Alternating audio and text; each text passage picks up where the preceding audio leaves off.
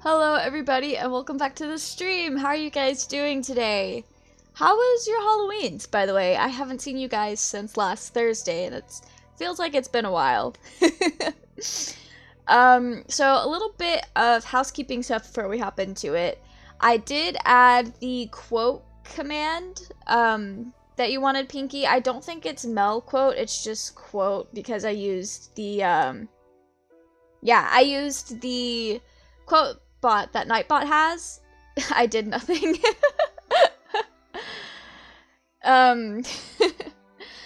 Alright. Yeah, that's fun. That's fun though, like, not doing anything is a nice vibe. For some reason I thought you were talking about setting up the quote bot, and I was like, how would have Pinky set up the quote bot if they don't have access to my Twitch account? I did not have my thinking brain on. But yeah, I got the quote thing set up, and to add a quote, I believe it's just add quote, and then you can, like, type out your thing. It's actually really easy. So that took me no time to get set up. And then another thing we need to talk about is our follower goal up here. We've passed that with flying colors.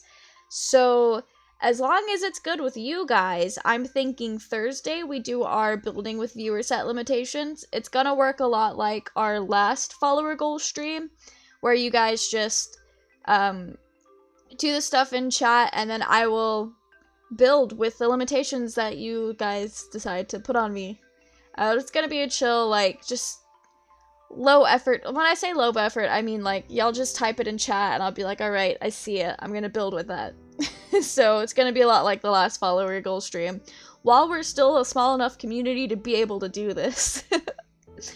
Alright. I believe that is all the housekeeping stuff that I had to get done, or, like, tell you guys about. So,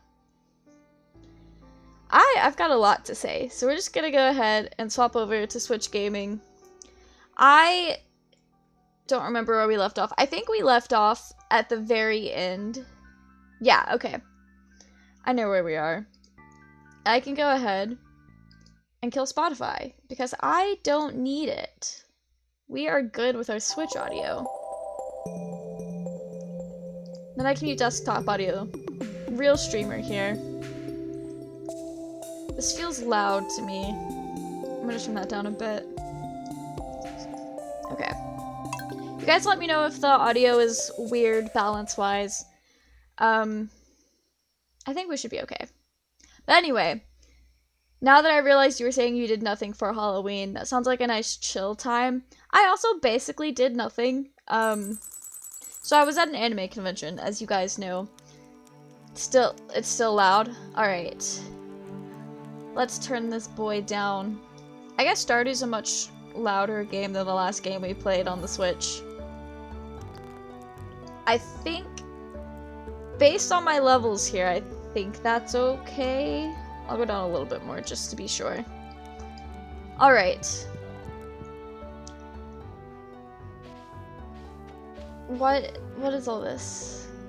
Oh, we're like 12 days into spring. I don't remember doing that. So anyway, my Halloween was pretty chill. The last day of the convention was Halloween. Volume's good? Alright, cool. But anyway, the last day of the convention was Halloween. And I had a real chill time. I dressed up as Herobrine and I had like some funky white contacts.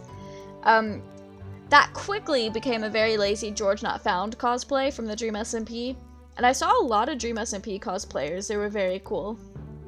They tried to adopt me into their group and then was like, hey, ditch your friends because they don't know Dream SMP. And I was like, I would love to, but I think I might be 10 years older than you guys. So, but then after I got home from the convention and like was able to find all the new people on Instagram, I was like, oh, all these Dream SMP cosplayers are also 20 years old. So that was great.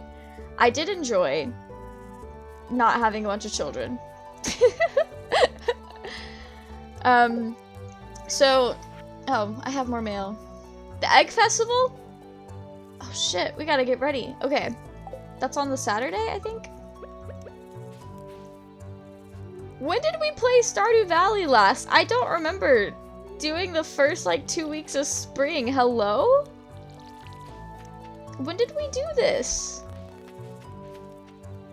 Did you ever get the sword? The Minecraft sword? I did not. I'm probably just gonna order one on Amazon here pretty soon. Because I checked the stores in my area. I even found it on GameStop, and I could have had it in time, but the GameStop website just didn't accept any form of payment. Because, like, it just didn't work. So that was very frustrating. But I still had a fun time. Next time, though, we'll get the sword. I might just... Now that I'm not, like, working under a time constraint, I might just make a really cool diamond sword. Because I did want to make some out of resin and maybe even get it to light up. But I don't know if I'm going to do that still. Yeah, we decided it was going to be another 4 hours and said nah. Oh, okay. Yeah, I figured it was time to stream Stardew Valley again because I cannot remember the last time we did Stardew Valley. So it seemed like a better time than any to hit the farm back up. It'd be cool as fuck to make your own, right? I'm really excited to make props right now. I have not done very much prop work. At most, the most props I've ever really made is, like my Technoblade mask. I'm trying to think. I have not done heavy prop work. I did make a sword, but that was mostly my ex making it. Like, I started doing it, and he's like, you have a week before the con and still have to finish showing your costume, so let me handle this. So that was nice of him. It's the one nice thing. Okay. Wow, we got the whole thing watered. Now, I want to make all the props right now. The thing about conventions is after the fact, I'm, like, super motivated and very, like, excited to get back into making more cosplays. Okay, what kind of... We have a lot of stuff. I still need to find Linus's blackberry basket. Okay.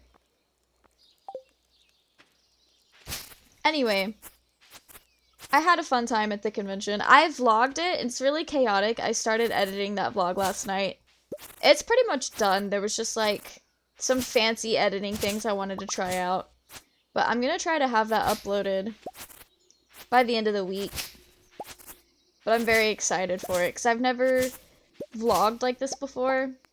Like, usually when I would do a convention vlog, I did a lot of talking about what I was doing, and I didn't really do a lot of showing. But this convention vlog is 100% just random out of context or unexplained clips, and I thought it was really fun, like, watching it as I was editing it last night. So I'm hoping it's fun for people who aren't me and my friends who are actually there. Heavily inspired by, like, the, like, month in the life of Tommy Innit vlogs. I liked that, like, just out of context clips. That's just where that sentence ends. I liked that style of vlogging, so I wanted to try it. So we'll see if it worked out, and if I keep up with it. But anyway, one thing that I wanted to, like, mention is, this Saturday, Haley and I, like, adopted a whole-ass child for a couple of hours. You stopped getting hay a while ago? Oof. Oh well, that's fine. We have 3 silos stacked full. Hi, Esserine! How are you doing? How was your Halloween, by the way? I hope you had a good Halloween. Just straight vibing. Okay. It's been a little while since I played Stardew Valley, so it's gonna take me a minute to get back into my flow. But anyway, at the convention on Saturday, Haley and I adopted a whole child. Borrowing someone's child? Yeah, so basically, we were sitting by a window, and the voice actor for Zuko from Avatar: The Last Airbender had a panel that had just ended, so there was a huge crowd of people walking by. And this child in My Hero Academia cosplay just kind of showed up, and she was like, "Oh, I like your cosplays." And we were like, "Yeah, thanks." And then she was like, "Can I sit next to you guys?" And we were like, "Yeah, sure. I don't see why not." So they sat next to us, and we were just like vibing. Everyone's just kind of sitting there, not really saying anything. And then all of a sudden, bitch, this cow. Okay, then all of a sudden, like, they just kind of turned to me, and they're like, "So, I'm kind of here by myself." And this whole time, I thought this person was 12. I, like, straight up thought she was 12. I was like, "Oh." She's like, "Yeah, my sister's here, but she's off doing her own thing." And I was like, "Oh, okay." And then, so we kind of sit there for a few more minutes, and then Haley's like, "Y'all want to go to the dealer's room?" And the child was like, "Can I come with you guys?" And we were like, "Yeah, of course. You literally just told us you're here by yourself." So then they kind of, like, hung out with us for a couple of hours. It was very weird. I've never felt so responsible in my life. I was just sitting there, basically babysitting someone else's child. But it was kind of funny, because then after that, every time a child approached us, Haley was like, "Are we gonna adopt another child?" But then a parent would be, like, right behind them, and you could just visibly see relief wash over us. You didn't really do much for Halloween, not gonna lie. That's fair. I didn't either. I went to it was the last day of the convention, and I just kind of hung out with my friends, and then went home, and then knocked the fuck out by, like, 9:30, 10 o'clock. You went to a little Halloween party from one of your high school teachers with friends, but didn't see or dress anything, just vibed. That's fun, though. Like, just vibing. Absolute mood. That was very fun. Were they 12? They were 14, so, like, I was close. They were still way too young to have been there by themselves. Like, the whole time, like, for a good 10 minutes after they finally, like, parted ways to go meet up with their sister, Haley and I were like, my parents would have never. If I had an older sister that kind of abandoned me at a con, she would be in so much trouble, and we would never be allowed to go back unattended. Okay. I'm just kind of walking around at this point. Not gonna lie, things like that make me so happy, though, because at the very least, if they were with you, then you know they're not with anybody creepy. Yeah, that's the whole reason I was like, yeah, please come hang out with us. Please, like, walk with us so that you don't end up being one of those people. Because I've been going to conventions since I was 19, and I've had some friends that have been going to conventions since they were, like, 12. And some of my friends have not practiced safe crowd habits.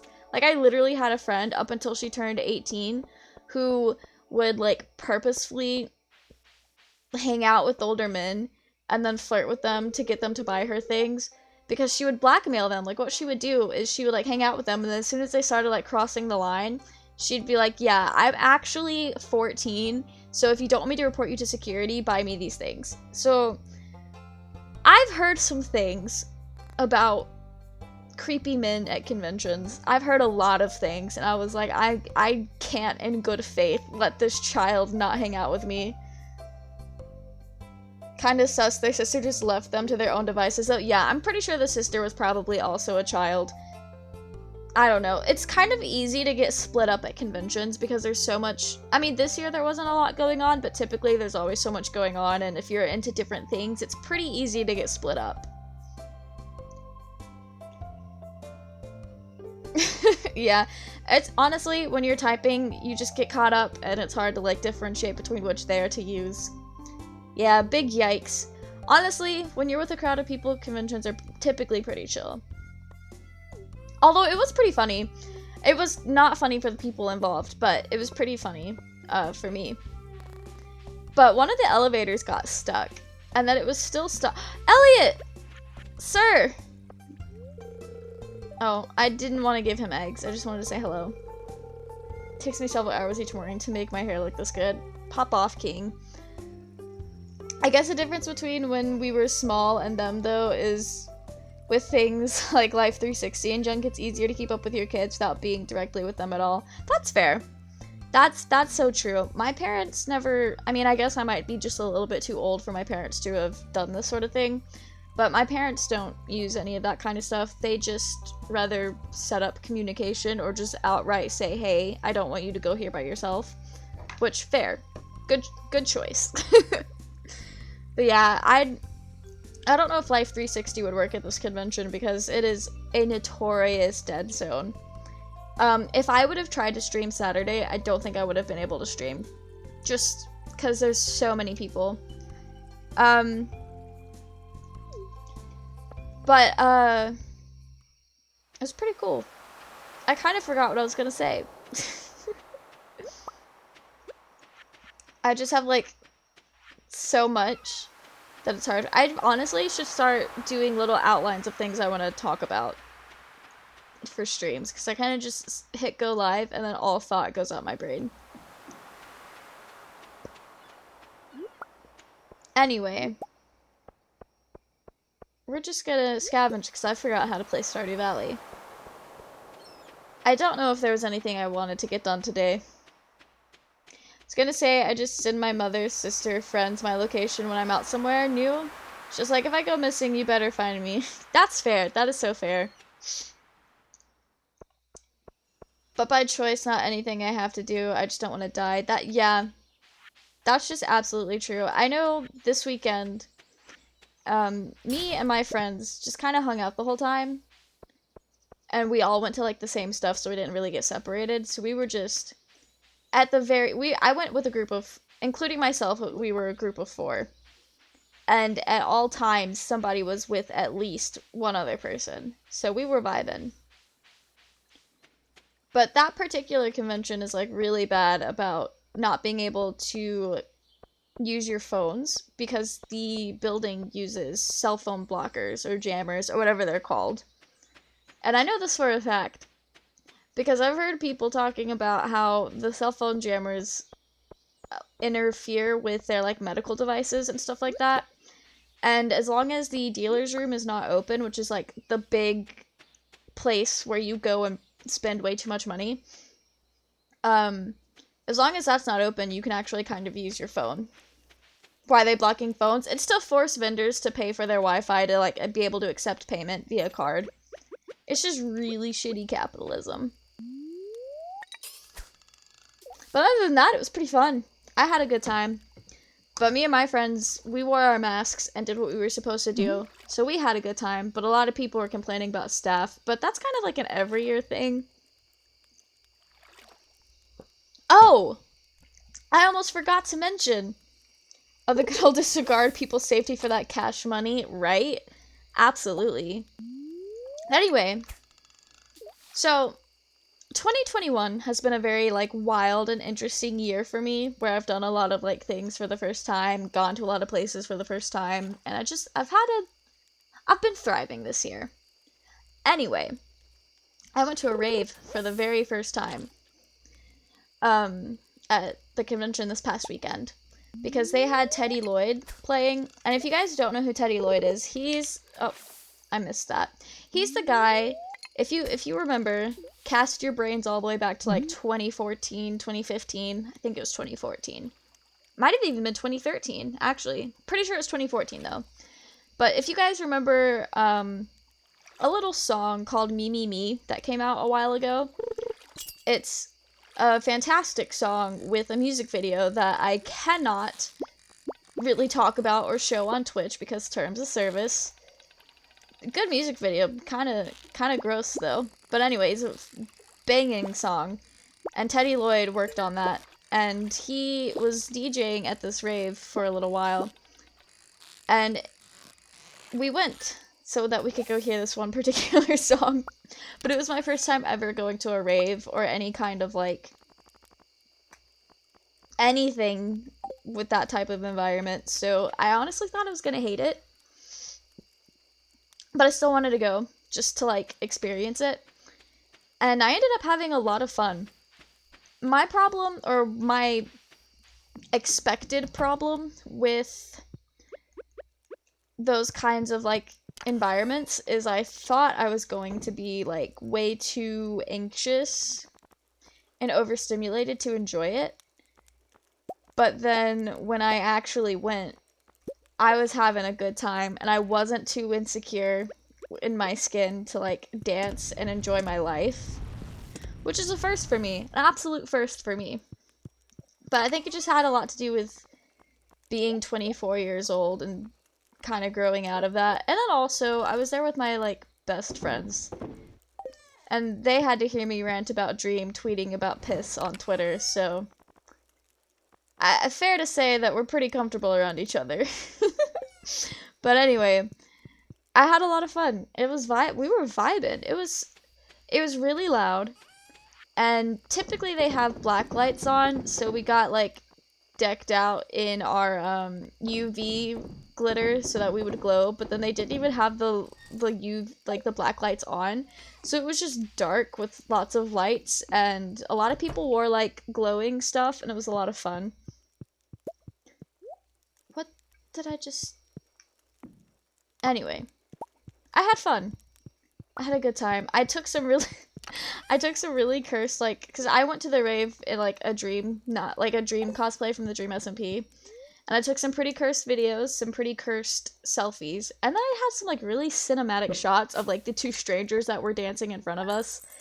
I have no idea who they are, but I got some fantastic cinematic, just cinema of them. All I know about raves is there is a tradition people have here where they, like, trade bracelets or something. Oh, the candy bracelets? That's not a specific, like, thing to raves, but I do know a lot of people who go to raves do, like, the candy stuff. But that's really cool. We didn't do that. There was a guy walking around just randomly handing out glow sticks to everybody, which was really nice. Absolutely loving that.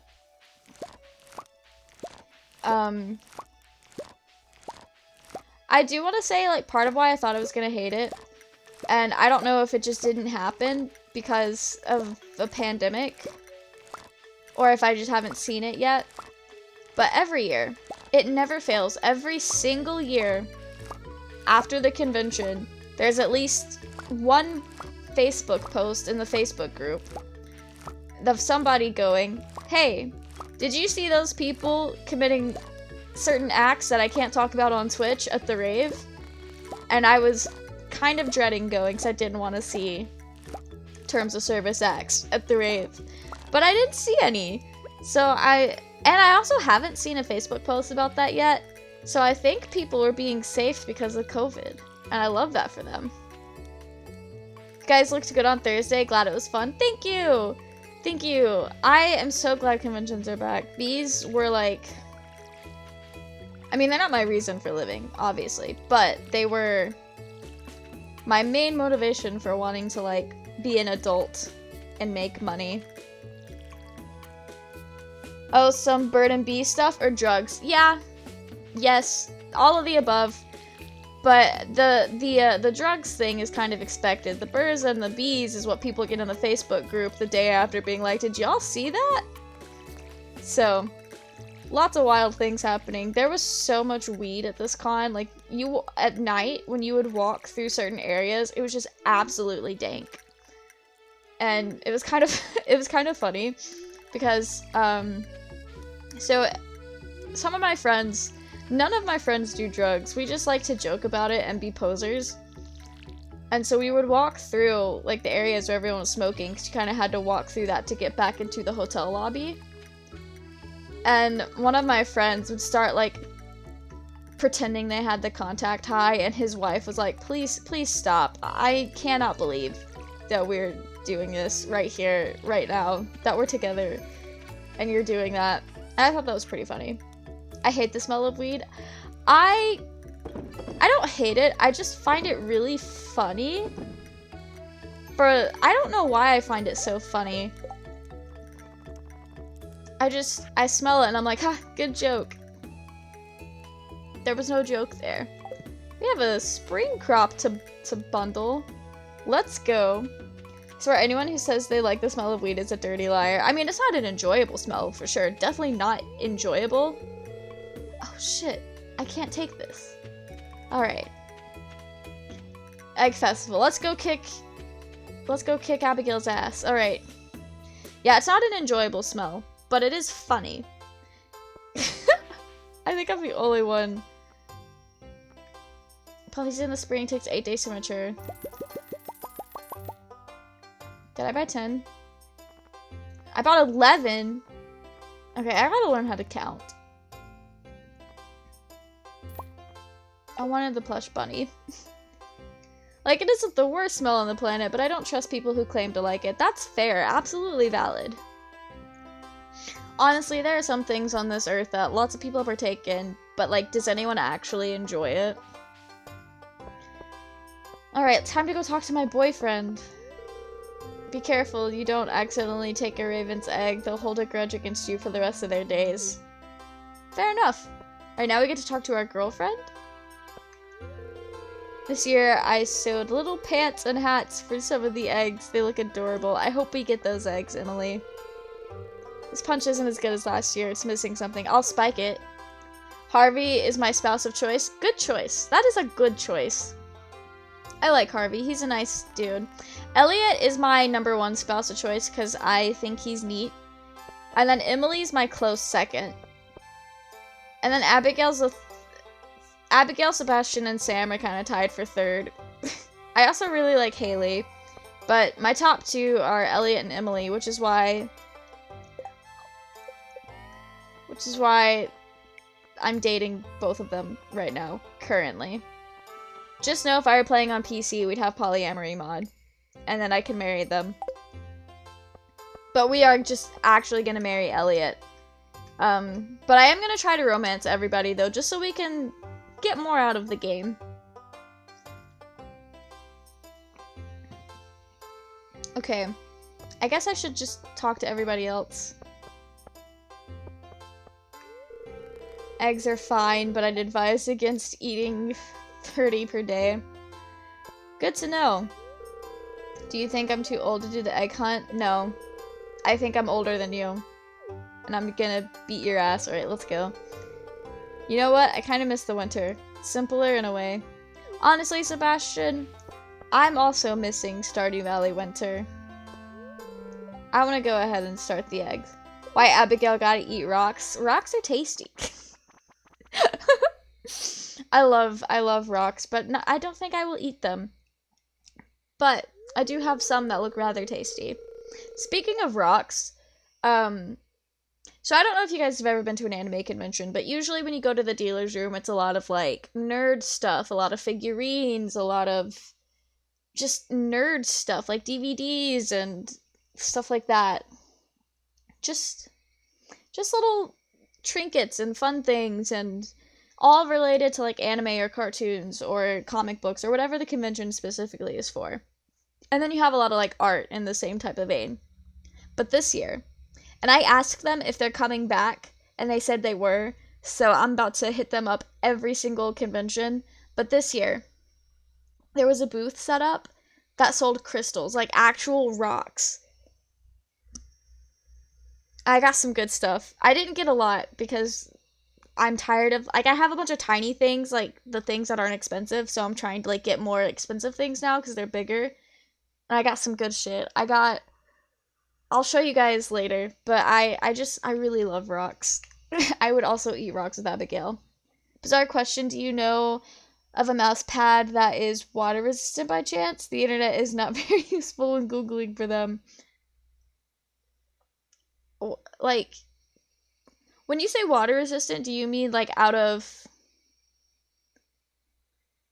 plastic or metal? Like, that's right. I have had a plastic mouse pad before. You can get a plastic one. But when you say water resistant, are you meaning like made out of material like dry fit stuff?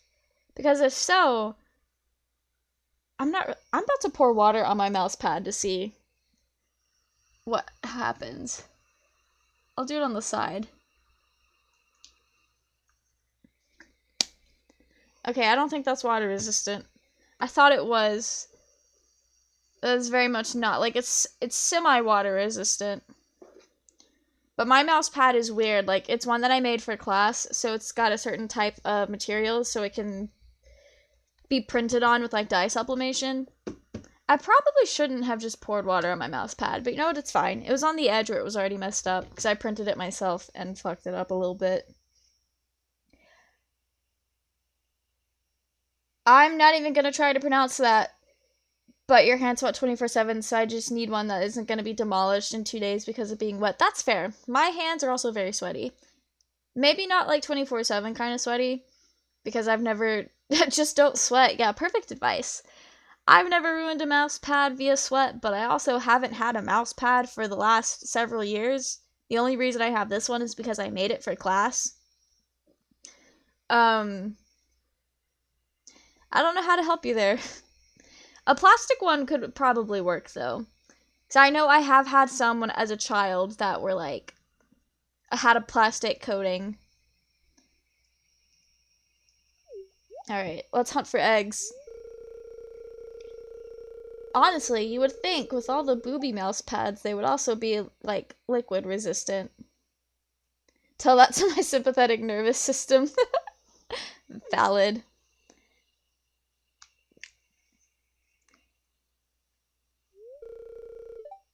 Why does this take so long? We're just sitting here staring at each other. Rip. That's alright. Let the egg hunt begin. Get the fuck out of the way! Okay, here we go. I don't know why I'm, like, being so aggressive for these eggs, but you know what? That's fine. Booby mouse pads are so bizarre. I love them and hate them. They are so cursed, and I've seen so many, like, cursed takes on those designs. Some of which, the worst one I've ever seen was official merchandise for Osomatsu-san, and it was like the ass mouse pads, and I've hated that so much. How do I get back here? There we go. But I did see some at the convention. I didn't get it, but I almost did. It was a mouse pad. It was the booby mouse pad, but it was Animal Crossing. And instead of boobs, it was like bags of bells, like the currency in Animal Crossing. It was really cute, honestly. I kind of wish I got it, but I can find them online pretty easy. I have a friend with a booty mouse pad of Zhongli from Genshin Impact? From Genshin Impact! That is very cursed. Damn. I might start playing Genshin Impact on stream, because I really love it. And I want to get into it more, and if I've learned anything, I'm more likely to finish the story of a game if I play it on stream, and I've only finished the first hour of Genshin. I don't think I'm going to get into the gacha game part of it. I just like the story, because I think the characters are nice. Absolutely despise and love Genshin. Valid. I love the character designs. I love the characters. I want to play the story and just kind of, like, play it enough to understand the characters that I love so much. But I cannot get emotionally invested in a gacha system. I used to play Love Live, and I'm probably going to get back into it pretty soon because I'm looking at getting a new phone that can actually run it. Love Live is the only gacha system I can handle. And I can barely handle that one. I hate gacha systems. They're fun. But boy, I I can't warrant, or I cannot justify spending that kind of money on a mobile game, on pixels. So I never, like, bought gacha system stuff. Wait, did we win? Or did Abigail win? Fuck Abigail. Ah, okay. Here's your prize, Abigail. Enjoy. We'll beat her next year. We'll get her next year. I've played Genshin on and off since it came out. Zhongli is the only 5-star I've ever gotten, and it is some... Oof. I know Zhongli is, so if you guys remember Moya from the Egg SMP, Zhongli is their favorite Genshin character, period. Which, good for them. My favorite character that I actually know a thing or two about is Kaya. I love Kaya. But I've been seeing, so I saw a trailer a few months ago that had, forgive me if I pronounce this wrong, but I think his name is Sarachamus, the, like, evil guy with the really big hat, and I love him. I know next to nothing about him, but I love him. Like, give me a break. Yeah, I think I will only play story modes, like the stories of Genshin, so I can enjoy it, but, like, actually enjoy it and not get invested in trying to collect all my favorite characters, because if we did that, I wouldn't enjoy it. Zhongli, when I got him, was dog water at release, but they buffed him, so now he's god tier, apparently. That's good. I think my friend just likes the character outside of the game, you know, like, design, character personality, like, if it was just a show type, enjoying the character. Plant my strawberries.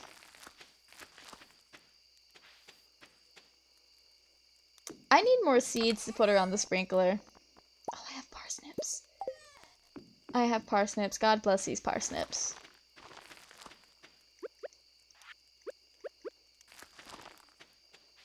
Okay, good enough. I literally just wanted Kiki. Oof. That's, yeah, I know a thing or two about what it's like trying to get your fave and not being able to get them. It was different in Love Live because it's just different versions of, like, the same 9 characters. So it's a little bit different. But I still understand. And I already know I cannot emotionally handle Genshin's gacha system. So I'm just not going to. Problem solved. Oh, my peas are ready. Let's go. Pop off, bestie. No, I've been thinking about restarting Genshin, just starting it over, since I haven't gotten very far, and then playing the story mode on stream so we can simp for anime boys together. And anime girls, because there's some really, really hot women in Genshin. There's just really nice characters overall, and you guys will be able to see that I'm not good at video games even more. I've started Cookie Run, not gonna lie, I hate it, not my vibe at all. I have 0 space to download anything on my phone, so I haven't been able to start Cookie Run. But the character designs are really charming. I know nothing about this game. Very little. I've been told I should play it. But now that you say it is not your vibe, and I know we are both Overwatch enjoyers, I don't know. I don't know if we will... if I will be a Cookie Run enjoyer. I do want to at least give it a shot. But if it's another gacha game, I don't think I have it in me for that. Which I think it is a gacha game.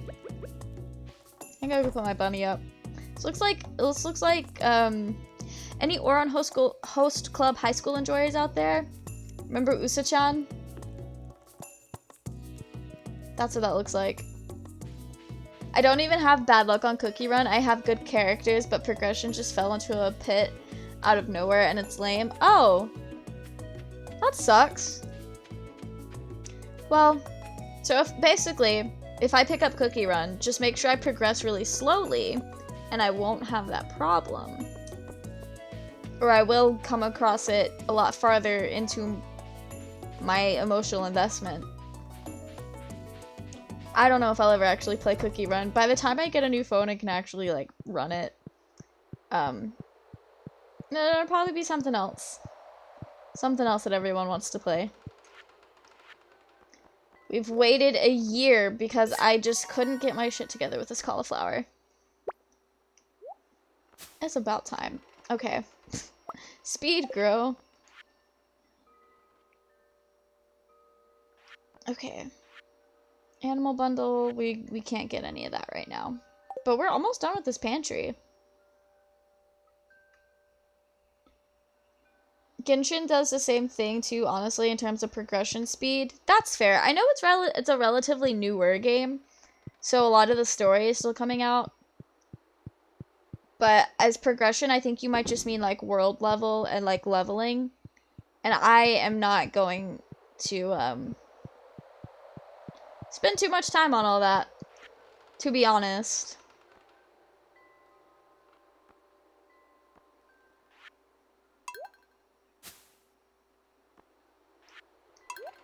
I have no money, but it is very much worth it.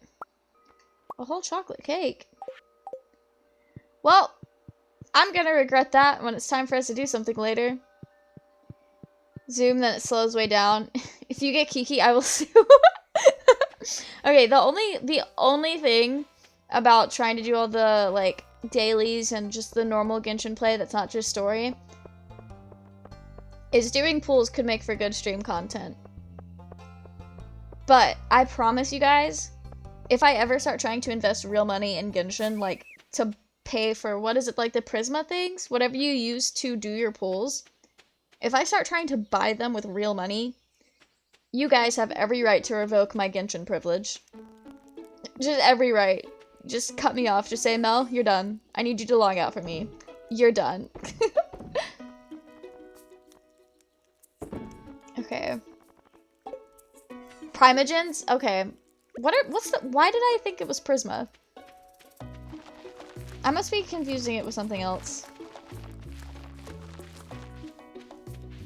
It's a really bad value price-wise. So is the Love Gems and Love Live. Most gacha games, it's a really bad price value. My friend Moya is a gacha game connoisseur, and they could tell you most of them suck. There's just terrible rates. There was one game specifically that they played. It might have been the Fate gacha game that had like okay rates. But typically, most of them are gonna be really bad. That's why I'm F2P. Oh, free to play. I was about to say, I don't know what that means. Just actually. I literally have a friend who has spent over... Did I read that correctly? Over $1 grand on Genshin pools? Hello? Are they okay? Like, actually, is your friend okay? That's... Lucky lunch. Oh, cute. That's ridiculous. Bro. Could not be me. Just actually could not be me. Okay, I have like a lot of geodes I need to go get processed. I don't have money to process. Wait, actually, I don't think it's that much. $1 grand and they don't even have all the 5 stars? Yeah. Oh, man. I'm so, like, sad for them. Wait, let me make sure I don't need to donate a geode. I think I already did all my geode donations, but... Just got to double check. Yeah, okay. Wait a minute. I think I had a chub and I sold it. So I have to go get another chub. This is why I cannot take hiatuses with Stardew Valley. Because I mess my stuff up. I mess up my soup. I will say, the most embarrassing thing I've ever done video game-wise in spending money is I put $30 into League of Legends for some skins. But, like, if that's the worst I've done, I'm actually doing pretty fantastic. We're literally gonna have 1 gold. 1 gold. Alright, we're done. I spent $40 on Apex to unlock Legends and some skins. Is Legends like a game mode? Because if you're just doing more than cosmetics, then like, I don't think that's bad. That's actually pretty good. Paying for more game stuff is not something I think is a bad idea. I bought a Tarek skin. Yeah, it was like in my like little For You shop, and it was like deep sea Nami. Oh, I can move stuff around? That's cool. No, I bought like, it was a collection of skins. And then I stopped playing League of Legends entirely like a month later. That is the only time I've ever spent money on a free-to-play game. Legends are the characters. Oh, okay. Okay. Wait, so what game were we talking about again? Apex. So in Apex, do you have to like unlock characters like in League of Legends? Because if so, like, there are worse ways you could have spent your money. I'm just gonna say that. Like, it's not, like, it's understandable. I'd probably do the same. You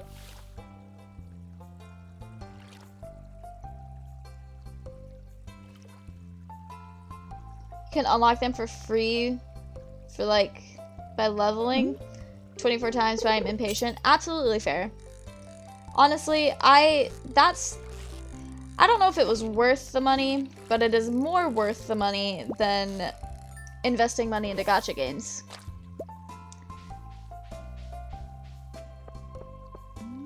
Even though it's essentially the same for my typing what is happening, it's alright. I get the general, like, I get, you're getting your point across still. We have $40, but I easily have like 100+ hours in that game. Yeah, that's fine.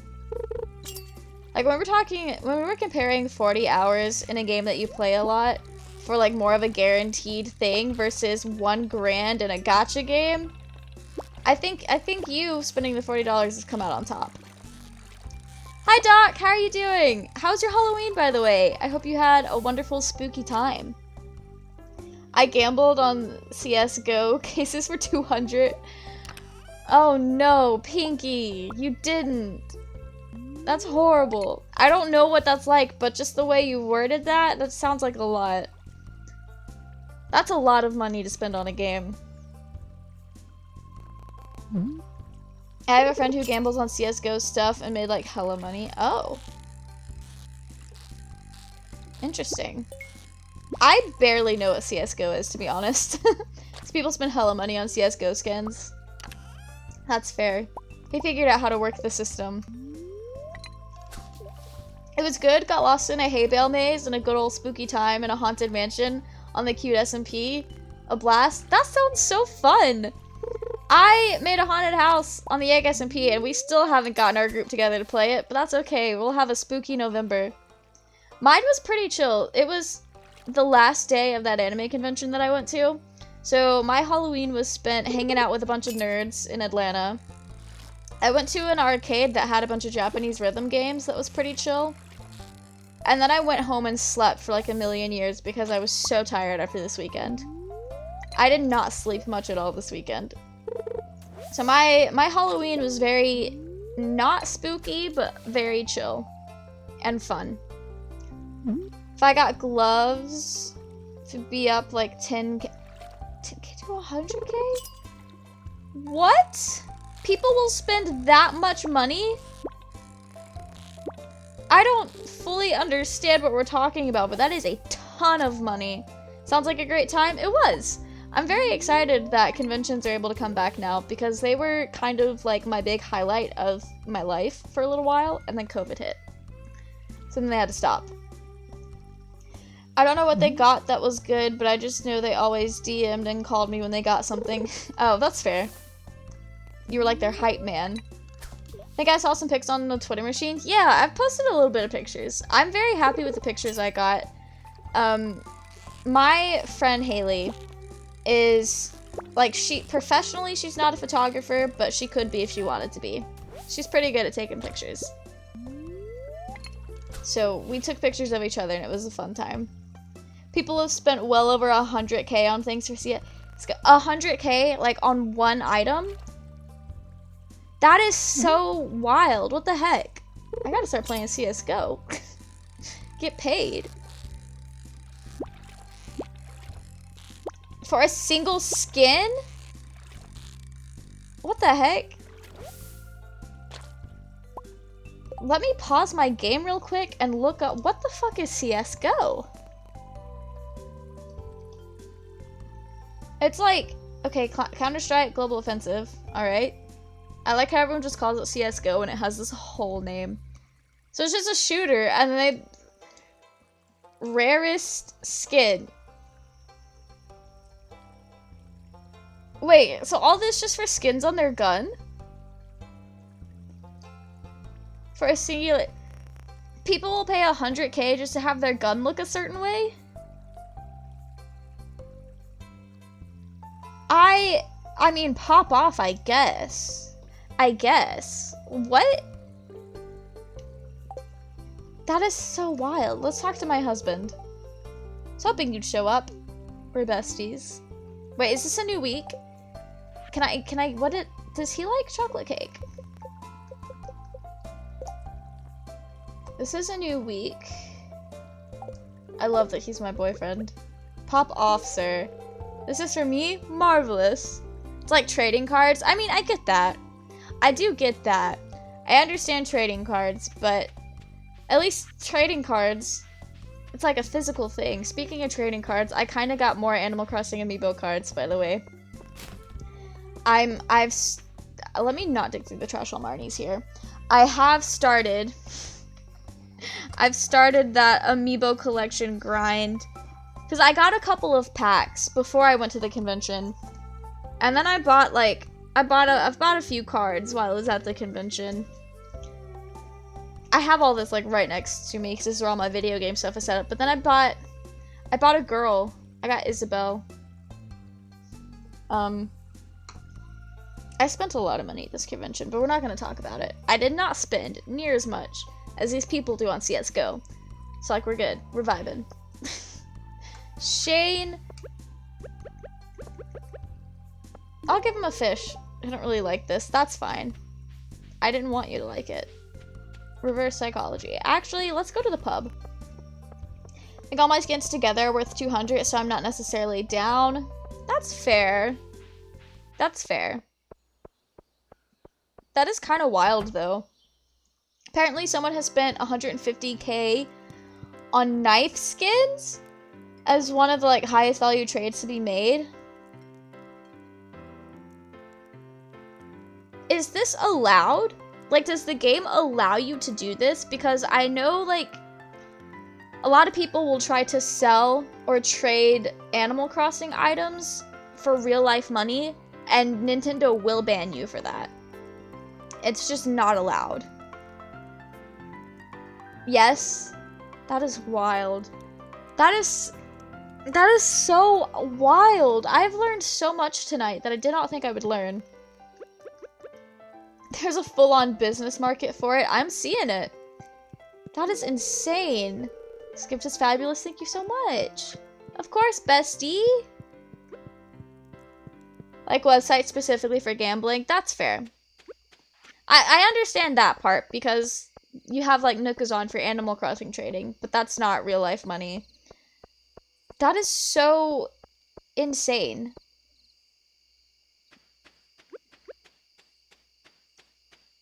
I wonder how easy it is for people to like make money off of that, because it's one of those things where I guess you kind of have to invest money to make more money and then just get really lucky. But like, how do you get skins other than just straight up buying them off of people? Some cases cost $1,000 to get / open. That is wild. Why am I getting so many treasure chests? Did I level up fishing? Did I level up my fishing for that or something?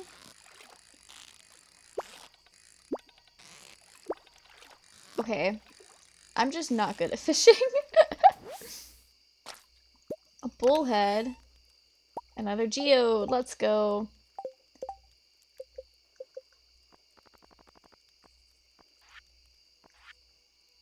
You don't remember? That's fair.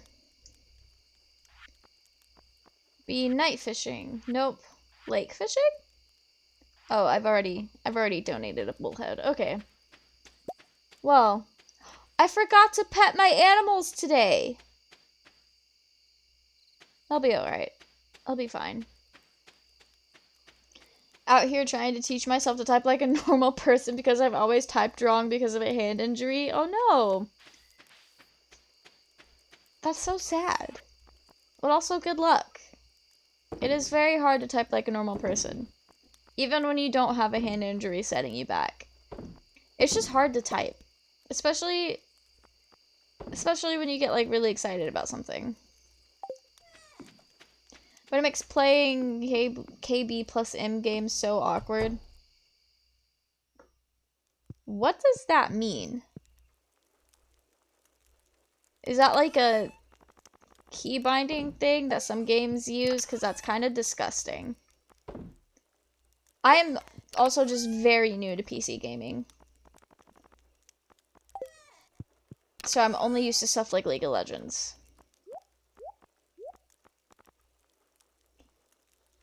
I need to get good at KB plus M for when PC gets here and I swap to keyboard and mouse. Oh, keyboard and mouse! I thought you were being literal, like KB and M keys, not keyboard and mouse. Alright, that's fair, that's fair. Okay. Streamer needs to learn how to read.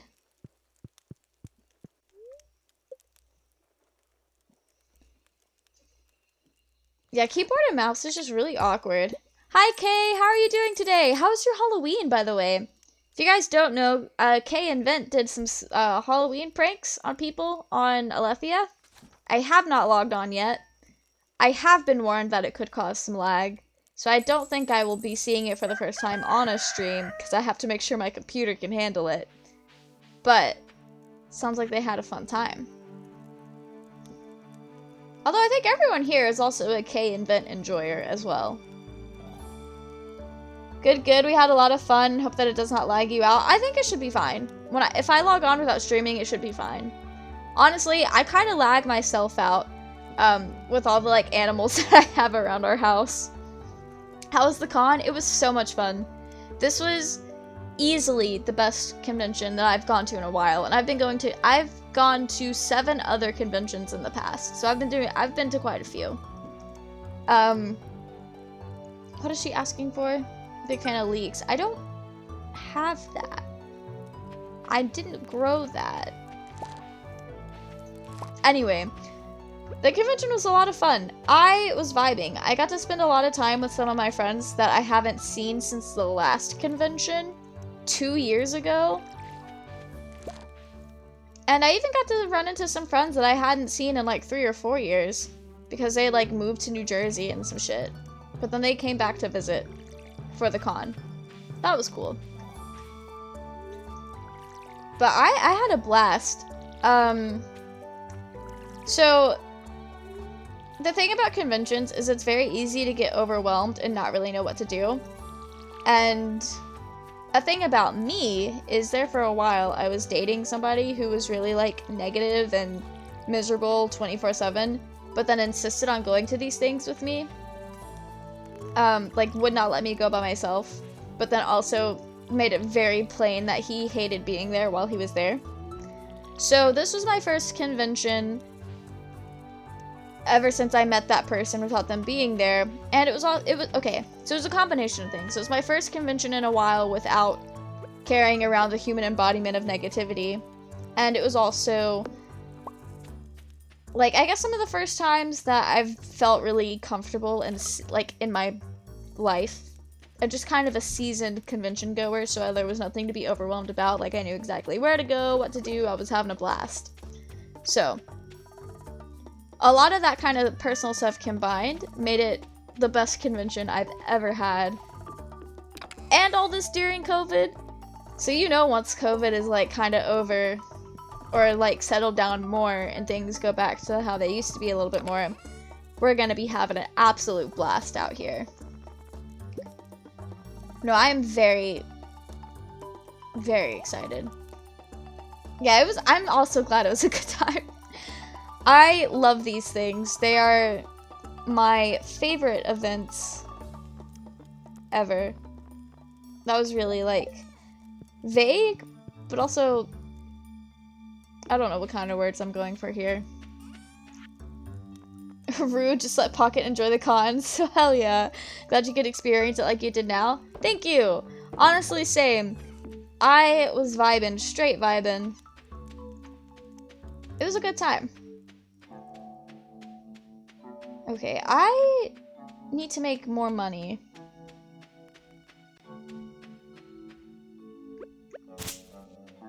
Which is, I guess, something that everyone could say at any point in their lives. Just need to make more money. Oh, wait! Berries are out. I can do that now. I can scavenge for berries. Yeah, it was a lot of fun. I know if I would have done this convention at an earlier time, like everything I did this weekend, if I would have done it like a year or two ago, I probably wouldn't have enjoyed it as much, just because I don't know if anyone else has experienced this, any of the other like 24 and older people in chat. But as I've gotten older, I've gotten a little bit more comfortable in my skin. Able to enjoy myself just a little bit more. So that was really nice. I think that also kind of was a factor in why this was the best convention ever, because I just did not care how I was perceived. And I used to care a lot about how I was perceived. But honestly, I think part of the reason why I was able to enjoy the rave so much is because I was just vibing, and I did not care if anyone else saw me vibing. It also didn't help. It also probably helped that it was dark and I was surrounded by a bunch of nerds, and we all knew we were nerds. I've never been to a normal rave, or like a club or anything like that, but as soon as you just like set the establishment that 100% of the people there are nerds, it makes it so much like easier to enjoy and let loose and not care. Because anything you're judging yourself for, everyone else in the room has in common. Love that for you. It def can get easier. Thank you. Yeah, I've heard before, like, people who are 25 years old and older will talk about, like, how the older they get, the less they care so much about how other people kind of perceive them. Or, like, I guess they get less insecure is the thing. I don't know why I just forgot the word insecure. But you just, as you get older, you get less insecure in some things. And I'm finally at a stage in my life where I'm kind of feeling that, and it is amazing. Could not have experienced it better myself. Vibe with no cares? Definitely. We've been vibing with no cares. Also, is that one of Shadow's emotes? Or Zach and Kelly's? That is so cute. I love that. Yeah, it was a lot of fun. I can't wait for next time. It is. I love that. I also frequently forget that I can just hover over the emote and it'll tell me, like, basically whose it is because of the emote extensions. Sucks how hard it can be to get there with no cares, but we doing the damn thing the best we can. Absolutely. Absolutely. I've noticed, so growing up, I've always kind of, like, dealt with insecurities, as everyone does. Like, that's where I'm not special for that. Everyone gets insecure. And I also, like, I don't think I have social anxiety, but I do get socially anxious. But I've noticed, even, like, my first time ever being at a convention, it was a lot easier to let loose and not be as anxious about being social. And I think it's having that underlying understanding that everyone there is just a nerd and they're all vibing makes it so much easier to just vibe a little bit better. Mel's feeling better in their skin. Yeah, it took me 24 years, but I'm finally getting there. It's great. You know, I've noticed, like, conventions, and honestly cosplay in general kind of helped me get there. But I also didn't start doing these things until I was, like, 16, 17, like, 19 years old. So I might have been getting there on my own and just didn't realize it. But it doesn't matter how I got there, just as long as I got there.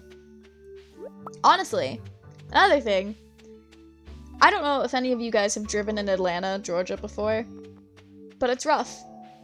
And it's extra rough when the entire United States is also coming to visit Atlanta, Georgia.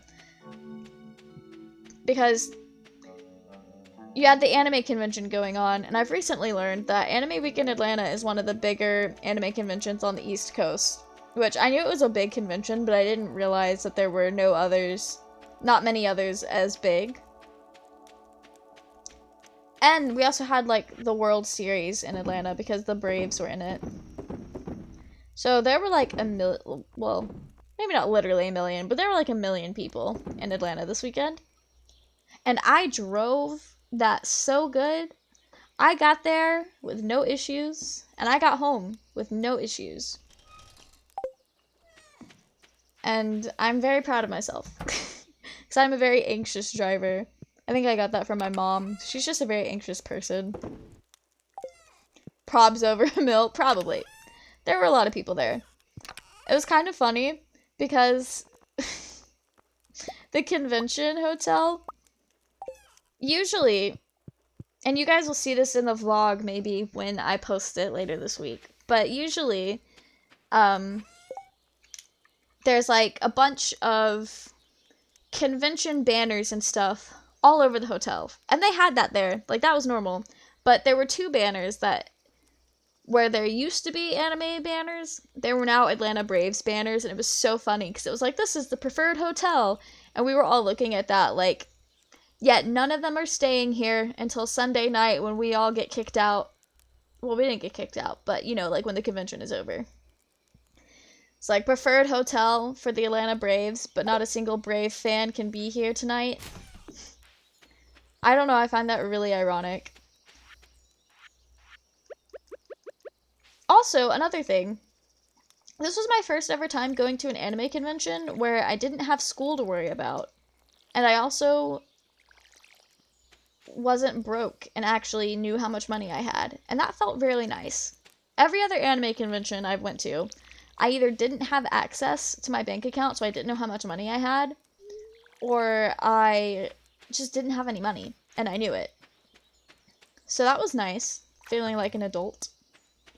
The only thing cutting me off from buying the $200 figures were my own self-control and not my lack of funds. So that felt nice, knowing I made that decision on my own. Don't go in there. Bitch. That cow knew I was trying to milk it, and it left anyway. Okay. Let's make some cheese. $200 figures. Okay. We saw a guy. Kay can attest to this, because I told the Alethea Discord about it. We saw a guy, dead ass, no exaggeration, spend $400 on a Tsum Tsum plush of Toga from My Hero Academia. And we heard somebody ask him, like, yo, how much did you spend on that? And it hadn't even been 5 minutes, and the regret was already setting in for this man. But, we also witnessed another person spend $500 on a Fate figurine. People spend a lot of money. A lot of the con-goers, like, in the Facebook group that are, like, grown adults and only go to Anime Week in Atlanta, they talk about their budgeting in the Facebook group sometimes, and some people are like, yeah, I come to the con with $1,000 to spend in the dealer's room, and I spend every bit of it. And I'm over here like, hello? I feel bad spending 1/10 of that. And you're out here with that much money? To spend at one time? On plastic? There's a lot more to buy there than plastic figurines, but that's the big money stuff, is the figures. Yeah, people, it was a lot. It was a huge one, though. Like, it wasn't, usually, like, Tsum Tsum plushes are kind of like this big, but the $400 one was very, very large. Kind of like how the, like, $300 Snorlax plushies are giant beanbags, essentially. See, that's the kind of price range I see for stuff. So, my brother should not have been surprised that I thought my glow squid plushie was gonna be $20 when it was only $12.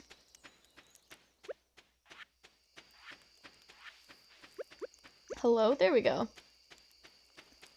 I don't know if I will ever reach a point in my life where I can justify buying $400 plushies and $500 figurines.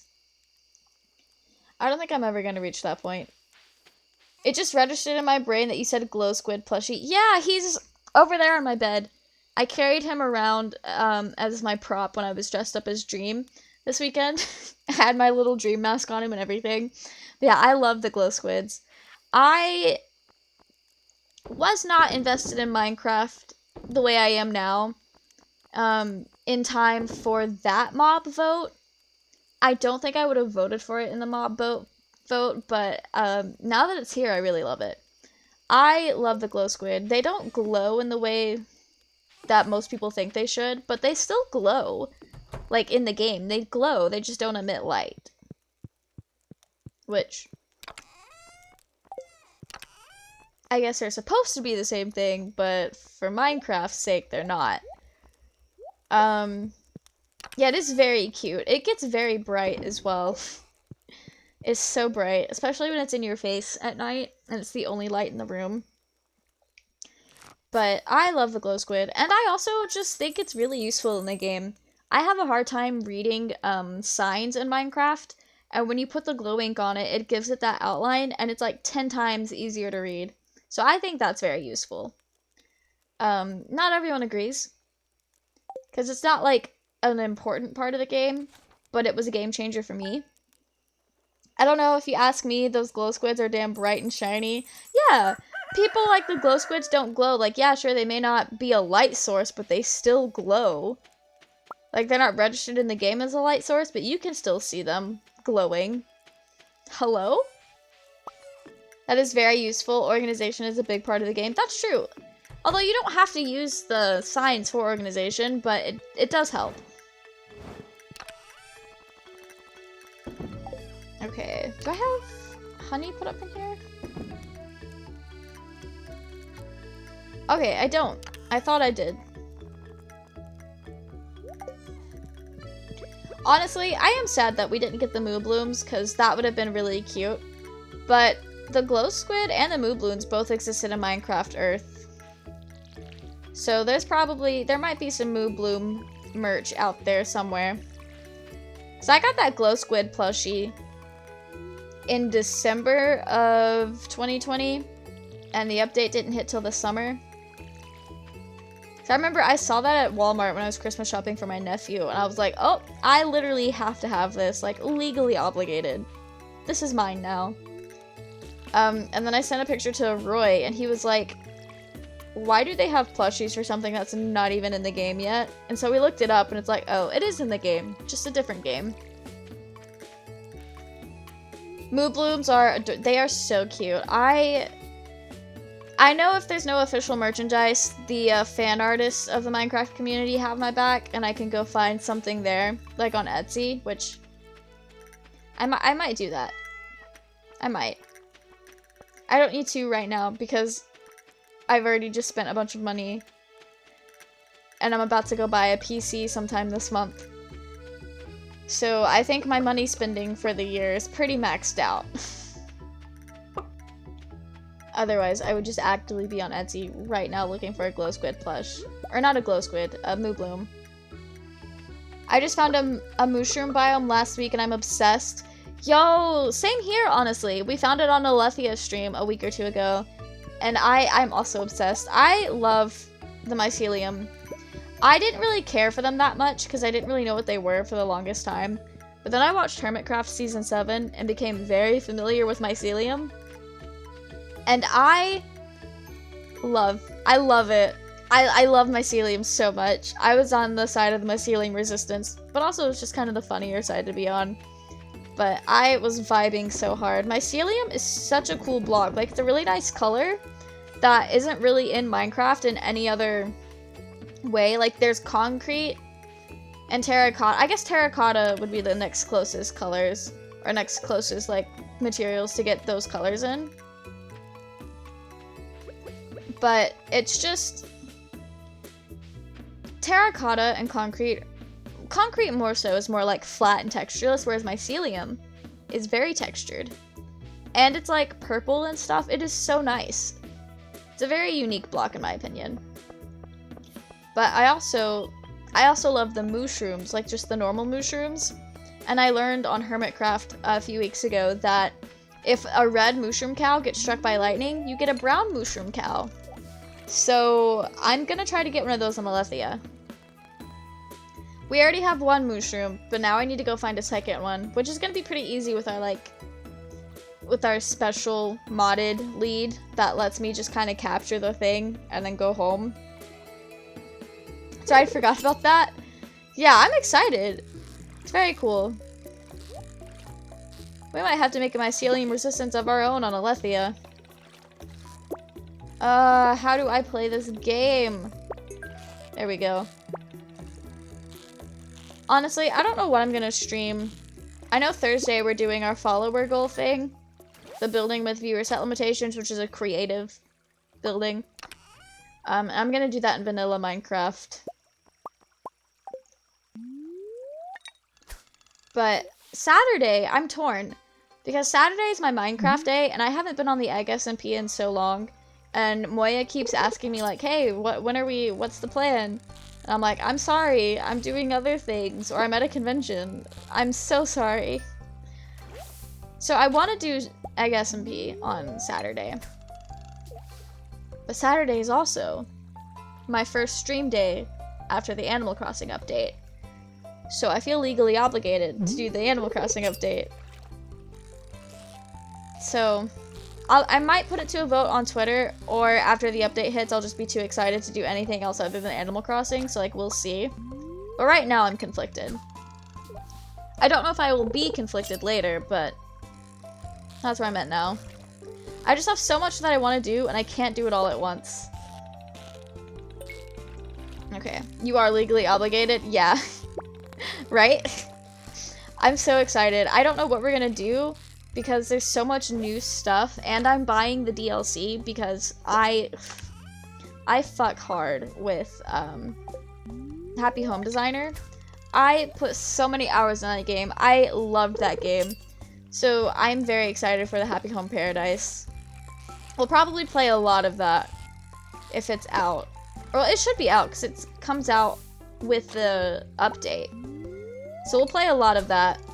But we'll see what else we can, like, do. Because I know a lot of the, like, new stuff in the update. Like, obviously there's Brewster. And there's new vegetable types. And I don't know how the new crops are going to get to us. I don't know if they're just going to show up in the store one day. Or if they're going to be, like, something that Leaf gives us. There's lots of new things in the update. And a lot of the new stuff, I think, are things that's going to take a few days to, like, really get to. Which... the update will technically hit Thursday night, like towards the end of our stream time. So we could take a sneak peek. Or I can just play it after the stream and then play it a little bit on Friday and then have some cool stuff to show you guys on Saturday. But I'm so excited. I want to try to let the Happy Home Paradise, like, not play it until Saturday. Let it be, like, a genuine first reaction. But the rest of the Animal Crossing stuff, the non-DLC content, I'm not making no promises. I am playing that thing as soon as I can to see the new stuff. But I also just have a lot of remodeling I still need to do because I decided to tear down my island and make a new one. But then I haven't really played Animal Crossing. Well, I've played Animal Crossing because I had to scan all my new amiibos. But I haven't worked on my island anymore.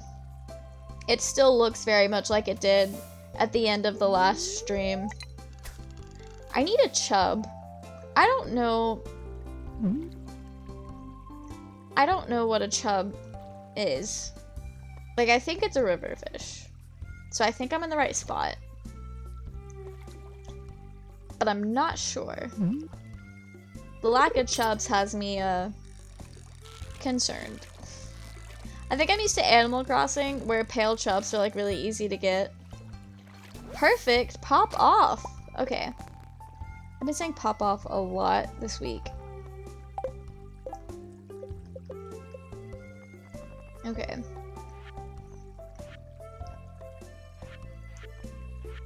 Ocean fish, lake fish,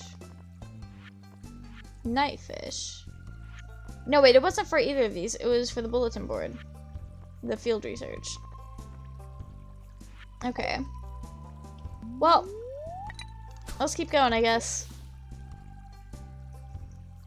You know, now that the convention is over and I'm no longer in super hyper let's plan for every convention ever mode, it's time to divert all that energy back into Animal Crossing. I am pretty excited though because so tomorrow I only work for 4 hours instead of my full 8 hours, and the same for Friday as well. So I think I'm gonna go ahead and get started on my next batch of costumes, because the next anime convention that I'm planning on going to is at the end of May. If all works out, or if I have a day off, I might hit up some other like local conventions between now and then, but those are going to be less planned and like just for one day if I can swing it. I'm not gonna like hard plan it. But the next one I'm like for sure going to. Like we already have the hotel booked and everything. Which, I don't know if I told you guys. So those who have been here for a little while, y'all remember the absolute circus that it was to get our hotel rooms for this past convention booked? Like I told you guys how much of a circus it was and how difficult it was and how there was so much like misinformation and it was just a lot. So last Tuesday, 2 days before this AWA, MomoCon's hotel registration went up, and that convention's at the end of May, like last weekend of May. I think that's like Memorial Day weekend or something like that. And the hotels went up. I was at work, so I couldn't help Haley and Emerald like book a hotel room, but they went up at noon. So I had my break around that time, and at 12:10, I was like, I messaged the group chat, and I was like, you guys have been awfully quiet. Like, is the hotel going well? And at the same time, they both messaged back, and they were like, we both got rooms. So, we very, very easily got our hotel rooms at the host hotel secured for the next convention. So easily secured, we got 2 of them. But we're not gonna keep 2 of them, because that's a lot. And there's also only 4 of us in our group. We do not need 2 rooms. But just like the sheer contrast of difficulty, it just amazed me. Fun fact about me, I've never booked a hotel before. I was trying my best when we were trying to book for AWA. That was my first and only experience trying to book hotels. And I know a lot of popular conventions, it's difficult. Like, I know KatsuCon, which is a really huge convention on the East Coast, like in DC or something like that. It's a bloodbath to get a hotel room, because everyone's trying to get a hotel room. Glad you got in. Thank you! Me too! I'm so thankful that my friends are, like, willing to go through the circus, but it wasn't a circus for this one. So that's good. Way too easy, maybe you thought it was wrong. Yeah, honestly, I thought there was something wrong, because I remember when we were trying to book for AWA, it was constant, like, I'm refreshing the page, nothing's showing up, like, it was constant communication about what was going on. But for the MomoCon hotels, I don't know if they were just communicating individually, like, outside of the group chat, because they knew I was at work, or if they just didn't talk to each other about it, and it was just like, oh, we got rooms. But that convention is gonna be a lot of fun. It's at the end of May, so it's gonna be really hot. But I'm very excited about the cosplays I have planned. And we'll talk about what that means for streaming later, like when we get way closer till. I might try to do that thing that I did this con where I stream like the Thursday night and then take Saturday off to enjoy the con. It really just depends on what's going on. But we'll talk about it. That is like so far from now. We'll talk about that way later.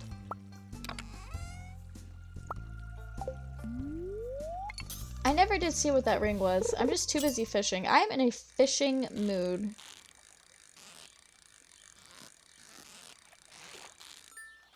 Alright, let's go. Let's go, besties. Do I need to donate any of these? I've got so many fish on me. Why am I actually okay at fishing right now? Not that I'm complaining. Just wasn't expecting. Okay. Let's go to another location.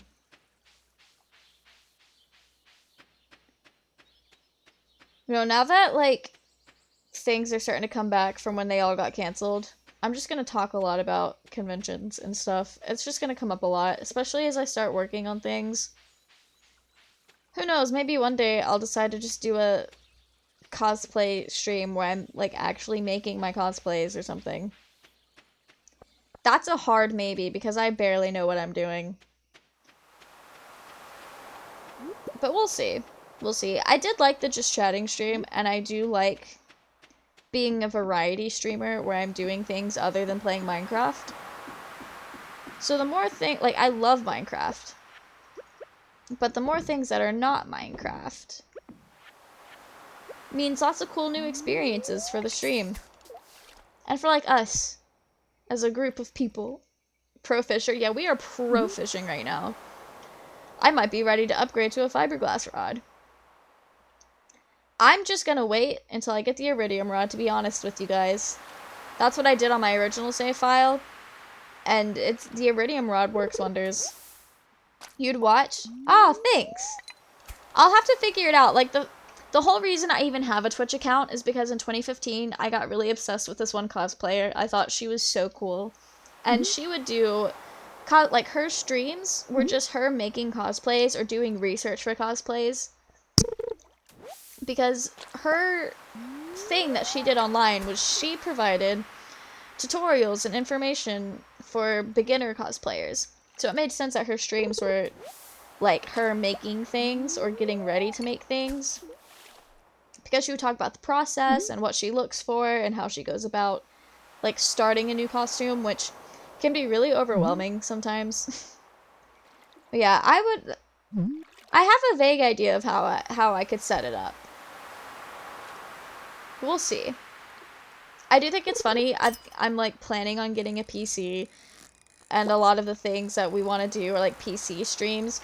But then I keep thinking of things to do that is so much easier to like stream from a laptop, and it's like the quality doesn't suffer if it's from a laptop. Like just straight, like just chatting things at conventions, that would have to be a laptop stream, because I'm not... I could. Like, it's not impossible, but I am not carting, like, an entire PC setup to a hotel room. You guys will never catch me doing that. Ever. Ever in my life. And then, I guess, I could always set up my crafting area next to my PC, but I know right now, my computer's going in my room, so, like, this layout doesn't change. But, I know a lot of my crafting stuff is going in the basement. So we'll figure it out. When the time comes for me to, like, decide to do one of these streams, we'll figure out the logistics. I see that you're saying things in chat, but I have to catch this fish. Okay, wait. There we go. Okay. If it wasn't for the monitor, it probably wouldn't be that bad, to be honest. Honestly, when I'm just chatting or doing something where I don't have another window open on my computer, it's not bad. Like, if I'm playing on my Switch, it's a little rough because, like, my screen is small. Like, it could be better.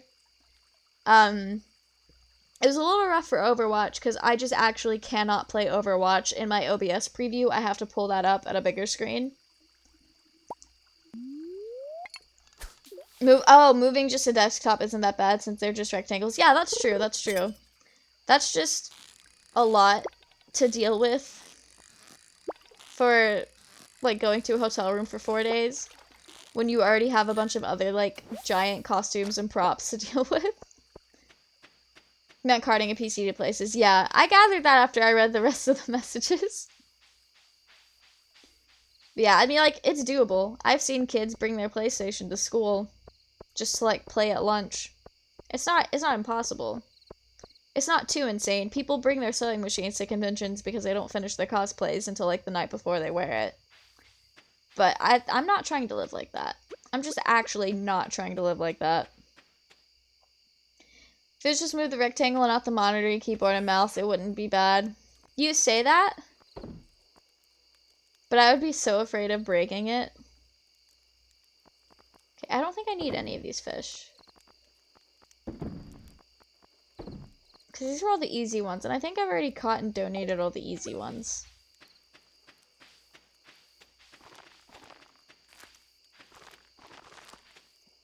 Alright, I know it lets me plant things out of, or it doesn't let me plant things out of season. So our rice should be okay. There's so many things. Yeah. There's a lot of pieces to a PC. Especially when you, like, include mics and cameras for, like, streaming stuff. A streaming setup has so many pieces. It's a really complicated puzzle. Like, I guess it's not that complicated, but it's like a 500-piece puzzle compared to, like, a 20-piece puzzle. You know? It's a lot of stuff. Like, I know our stream from the convention, very similar setup to what we've got going on here, just less lights. I literally just brought my laptop and my laptop charger. I didn't even have a mouse. Like, I had no mouse. I didn't bring my headset, which I guess is a key feature of my streams, but it was fine. If I were to take my PC where it was in condition to stream, I need to move PC, monitor, webcam, mic, keyboard, and mouse. No thank you. Yeah, that's a lot. Even after I get a PC, we're probably still gonna have some laptop streams here and there for, like, when I'm at my parents' house, or stuff like that. We'll have some crunchy streams for old time's sake. Oh, my beans are ready. We're getting bean boozled. Okay.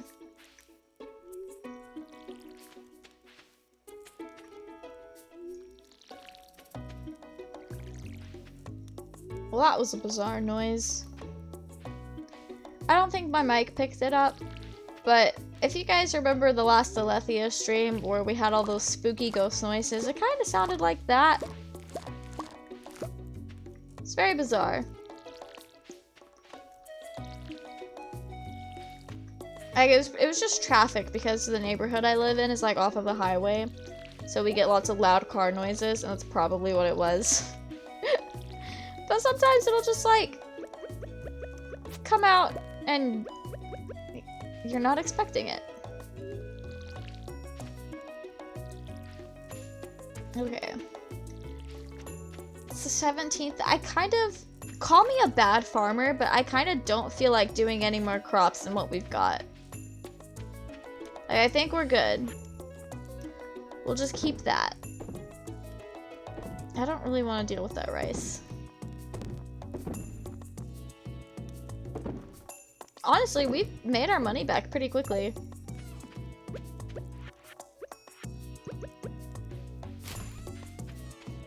I guess you could leave out the monitor if you hooked it into TV, but honestly, dead ass, no exaggeration. My monitor, like, I'm getting a monitor because I want 2 monitors, but my second monitor will actually just be my TV that my PlayStation stays hooked up to. Is that the best way to go about a setup, knowing that I will have to... Actually, no, my TV has 2 HDMI ports, and my Switch is never plugged into it. Like, I can plug it into it, but I usually just have it plugged into the capture card because I stream from it more often than I play with it docked. Like, 99% of the time that I'm playing my Switch and it's docked, it's because I'm streaming, like right now. But yeah, I'm literally just using my TV as a second monitor. Like, it's not a big TV. It's about the size of a large computer monitor. So it works out pretty well. If my TV wasn't bigger than my monitor, I'd probably do that, but having that on this desk would be so gross. Yeah, that's fair. I still don't have a desk. My desk is still at my parents' house. They did not bring any of my furniture when they came up to visit a couple weeks ago because it was raining and they did not want my furniture to get rained on, which, you know, fair. Absolutely fair. But it's a little annoying. So currently, I'm probably gonna end up having my PC before I have my desk. So my PC will be set up on a folding table. And my second monitor is just actually sitting on top of a bookshelf right now. And it's not even like a bookshelf, it's... Hang on, I'll show you guys if y'all promise not to perceive how messy some areas of my room are. But, oh, I'm just all plugged in and messing my life up. Okay. But it's just like on this shelf thing that is just barely held together. Like, I probably should not be having a TV on top of that. But you know what? We're vibing. Alright, let me get my wires re-sorted. Sorry guys, laptop streamer moment. Where I've gotten bold and decided to have a portable stream. It's just like our just chatting stream. I did hang my whole ass laptop over a 9-story balcony. But you know what? I'm gonna clip that. I have not clipped anything for that stream, but I'm gonna clip that. That was cool.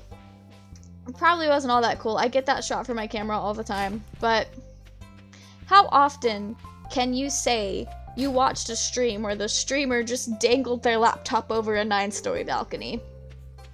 It was an indoor balcony, so I have everything before my PC.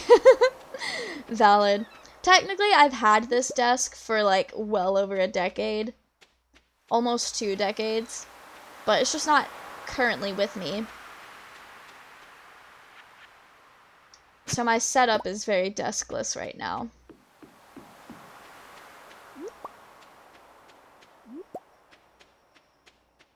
Okay.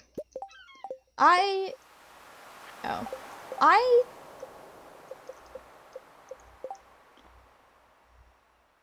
don't know what it's gonna take to get this last heart with Elliot so we can go on the boat ride with him. I love his tin heart scene. It's very sweet. I plug my laptop into my monitor so I can pretend my PC is here. I would love to do that. I just actually would love to do that. That would have made my life so much easier. I have nothing for you, good sir. I'll hit you up at the pub later. Sorry, I'm feeling morose today. Mood. You also got that post-con depression, sir? Yeah, alright. I'll leave you alone. Part of why I wanted to play Stardew Valley tonight is at the convention, I saw somebody dressed up as Elliot, and then I remembered how much I loved him. One of these days, I might make it a subscriber goal. I don't know when I want to transition from follower goals to subscriber goals, but I think I might do that pretty soon so that it takes us longer to reach the goals, so I don't have to come up with as many goals right now. But I do want to make it a subscriber goal to cosplay Elliot. I think that'd be fun. Pinky helped me come up with that, like, way, way, way long ago. I thought I had something to donate. Oh, I do. A whole bone. Probably use my laptop for watching my chat. That honestly is not a bad idea. I know when I get my PC set up, my laptop is not going to be a part of streams unless it's a laptop crunchy stream. Okay, I have a couple of geodes.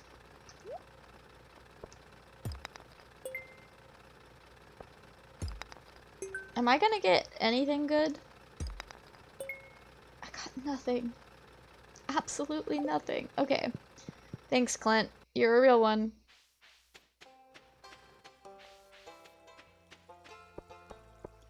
My options right now are phone chat or laptop chat, and arguably both work, I guess. Yeah, for the longest time, before I figured out how to do browser sources in OBS to, like, be a part of my setup, or like I guess panels that I see that don't show up on stream. Before I figured that out, I was using my phone to look at chat because I couldn't see it any other way. And it wasn't bad, like it worked. We vibed.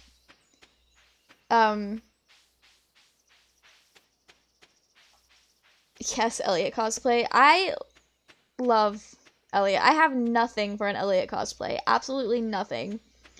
That would be fun. If we do the Elliot cosplay, I don't know. See, I don't want to just buy something. I want to make it nice. So it is gonna be like, I don't want to make it like a really easy to obtain goal because it is gonna take a little bit of money and time to make. But I do think if the cosplay itself is a goal, then maybe after we reach the goal, we could do some streams working on it. We'll figure it out. We've got plenty of time. It's gonna take us a while to reach it. I might make that my next goal and just make it a subscriber goal. But then I have to figure out which number I want to do because I don't want to make it like easy to get to because I want to make it kind of take a while so that I have some time to start figuring out like fabric and stuff like that because it's something I just actually want to do. But I'm trying to buy some time, so I want to make it a hard to reach goal, but then I don't want to like make it too hard to reach where it looks like I'm just being greedy, I guess. Basically, I don't know how to ask for subscribers without feeling greedy. I think that's the gist of it. That's why I haven't swapped to subscriber goals yet. And I will say this. I think I might keep the follower count up with, I don't know if I'm going to do reward goals. Because I have a really hard time coming up with goals.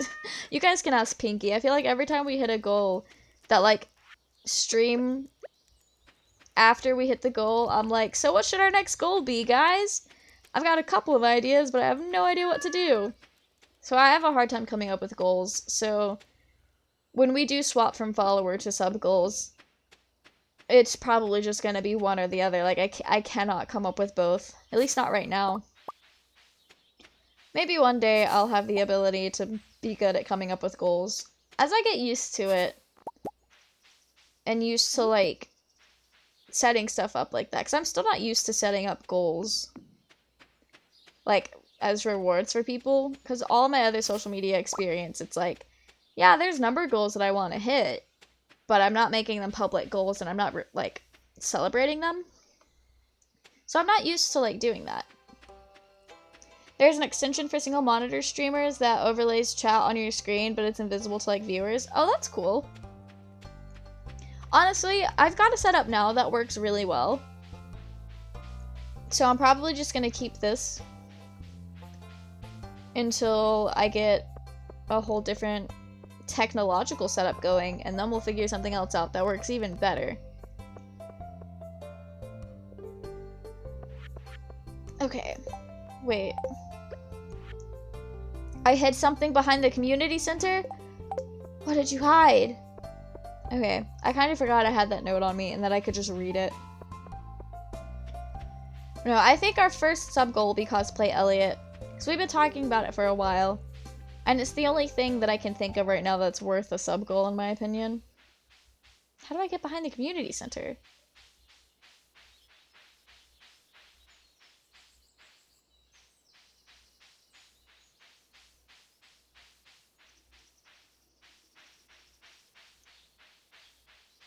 Hello?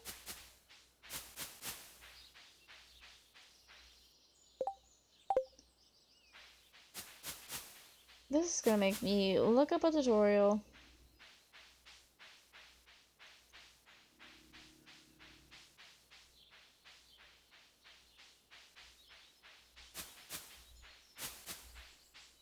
What does it mean behind the community center? Is this the community center? This is the community center, is it not? Or do I have to wait until the community center is finished for it to show up?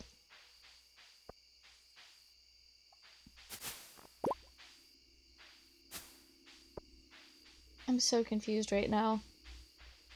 Very lost and confused in this Wendy's.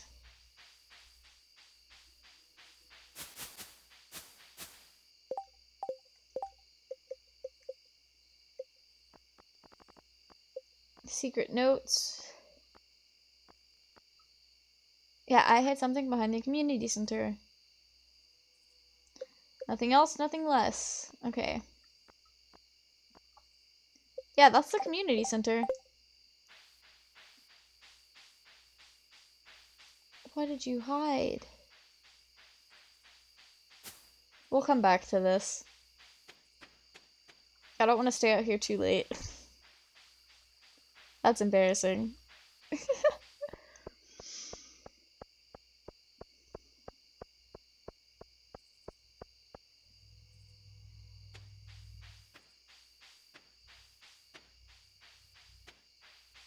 I don't know how long I'm going to stream tonight, because I have to be at work at 8 a.m. in the morning.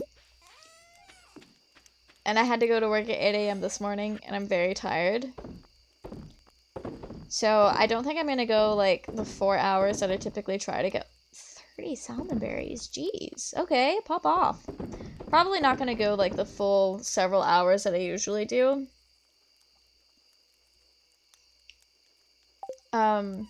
But I do want to go for at least a couple. I'm a tired working man these days.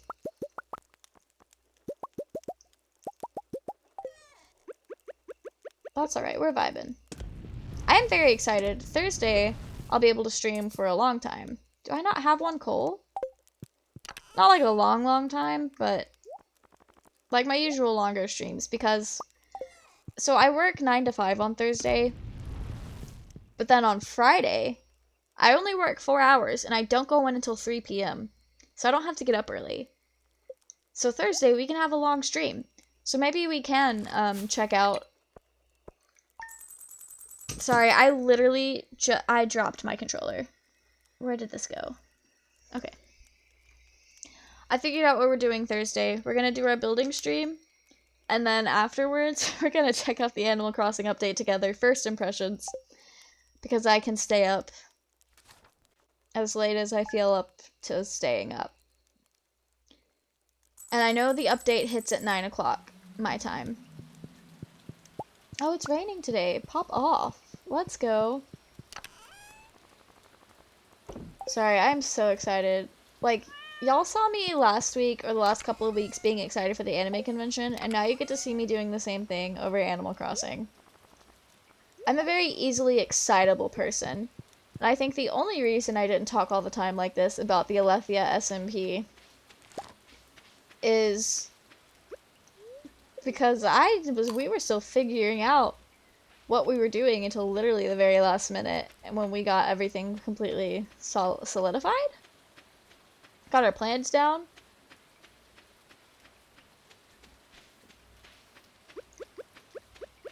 I was also nervous. So I was very excited for Alethea to start, but I was also very nervous because I didn't know what to expect. And I also felt like I needed to keep it a little bit of a secret until time closer to start. But this other stuff, it's not my secret to keep, so we're not keeping it. We're just gonna talk about it all the time. I am very excited. I know I've talked about liking Hunter x Hunter on stream before, and one of the next cosplays I'm making is Illumi, which is... he's a side character in Hunter x Hunter, but I love him. I think he's so cool. I don't think he's the best. He's a very fun character. He's not a fun character. I just like him. I think he's cool. He is my toxic man of choice when it comes to that anime in particular. And I'm very excited to start working on his costume. I was going to make him for this fall, but I just didn't have the time or the money to do so. Because I didn't want to make money, or I did want to make money. I didn't want to make cosplays over the summer because I didn't have, like, a consistent source of income. So I didn't make anything. Well, I didn't make anything that I didn't have to buy stuff for. Outside of my dream cloak. I did buy fabric for my dream cloak because I was just too excited about the dream SMP. But I am going to start making a Lumi pretty soon. I'm very excited. I'm doing the outfit of his that he wears in the very last arc of the anime. So it's like the dark green fit where it's sleeveless. So I'm trying to get buff. I gotta buff up. I gotta get buff. Gotta start working out. Get my arms all muscular for these cosplays. Maybe we can do a getting buff stream where we decide to get buff together. I do know in the Animal Crossing update, one of the things that they're adding is like a morning workout thing that you can do with your villagers. And if you play docked, you can, or not docked, but with these types of controllers. So you can't do this on the Switch Lite. But if you play with these controllers, you can do motion sensor stuff, so I can work out with my villagers. I'm so excited. I'm not going to do that on stream. Or I might. I don't know. I feel like it'd be embarrassing. But because I feel like it'd be embarrassing, I feel like I need to do it. Just to kind of push myself out of my comfort zone. I don't know. We'll see. We're vibing out here. I'm just very excited. I want to start like exercising more because I don't do that enough. Like I know Haley and I like the most exercise I do is playing Just Dance with Haley. So I kind of want to buy that game for myself. So who knows, maybe we'll do a Just Dance stream one of these days. I know that's a nightmare when it comes to DMCA. I forgot what the term was for a second. Alright, we're gonna go out ocean fishing in the rain. Nothing upsets me more than having to download a program for a class I'll use once. Literally same. Literally. I downloaded Toon Boom Harmony for my animation class, and if I didn't have to like pay a monthly subscription, I mean it's only $10 a month. But I don't use it enough to warrant paying $10 a month. And if I didn't have to pay $10 a month, I probably would have used it more than I do now, which is not at all. But that is still on my computer, and I have not used it since November of 2020. It was a fun program. I liked using it. I just don't animate on my own. And then honestly, the same with Blender. I hated Blender. Like, I liked learning it. I just didn't like using it. So, that's on my computer now. And it'll never be opened again. It's also, my laptop can just barely handle Blender. Like, you guys think my streams are crunchy?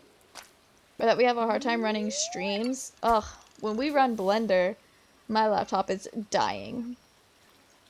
I play Beat Saber on a quest to pretend I'm exercising. I fucking love Beat Saber. I've played it at a friend's house before, and I fell in love. And one of these days, I will be dropping the money on a VR headset, and I will be buying Beat Saber, and I will be playing it on the daily. I love Beat Saber. VR streams coming to you when I have a PC? Yes! Let's go! My friend Melanie, she does Twitch streaming. I don't remember what her username is because I don't get to watch her a lot because she goes live when I go to bed, basically. But I think it's something alien related. But anyway, my friend Melanie does a lot of VR streams. She's one of my convention friends. She's more of like a friend of a friend, so like a... I like to think we're friends. We added each other on Facebook, so like the internet thinks we're friends. But she's cool. She does a lot of VR streams, and she's got like a green screen setup and everything, and it's really cool.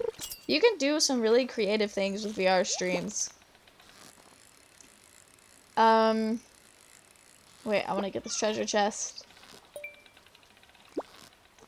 Fuck. Okay, there we go. Can we get this fish? Please? Okay.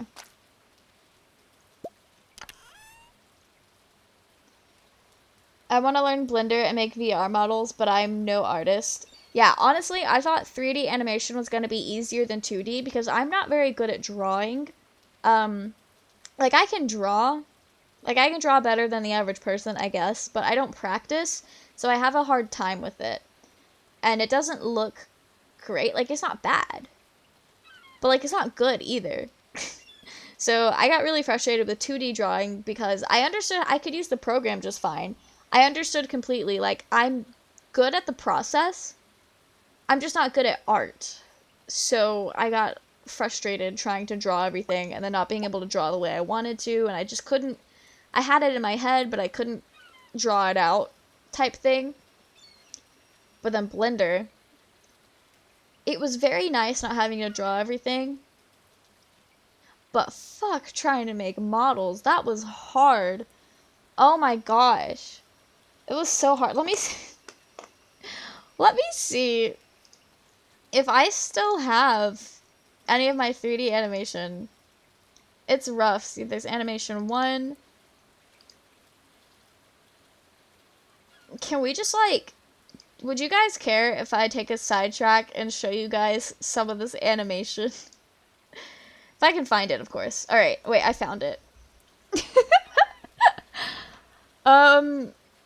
Okay, so that was the... I want to try to find, yeah, Independent 3. I'll show you guys that one. It's funny.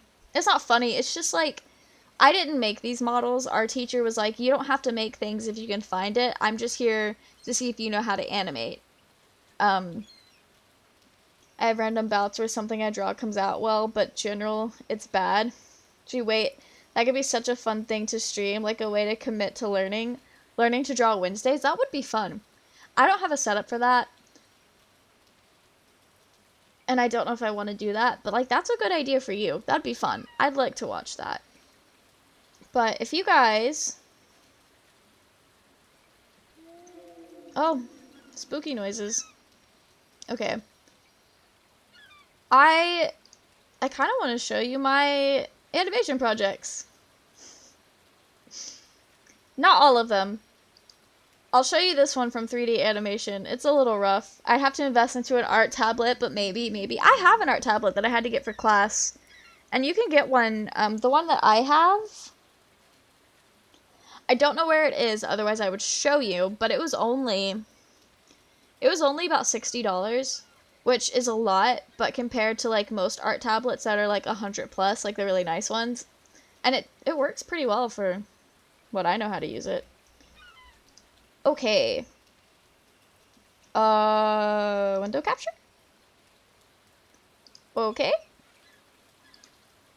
I am starting to regret. Oh, wait, here it is. Oh, that just takes up. Hang on, sorry, we have a streamer moment here. Window capture, there we go. Why is this so big? Alright, crunchy stream moment. I think they're cheap if they don't have screens, but the screened ones are like 600 plus and it's crazy. Yeah, mine doesn't have a screen. I was a little bit of a learning curve to get used to it, but once I got used to it, honestly, you don't need one with a screen. Anyway, I'm gonna turn that down because I don't even remember what sound is on here, but this is my 3D animation. Look at that shaky camera. Look at him vibing. Just absolutely vibing. And then he's just going, chilling. That's my laptop that I stream from, by the way. This used to be my streaming setup. Yeah, this is... It's so crunchy. It's a crunchy animation. Look at he go. Hi, Zergling Army? Zergling Army. Hello. Yeah, I'm taking you guys, now that I'm not in college anymore. Oh. Let's see. This one was also a pretty okay one.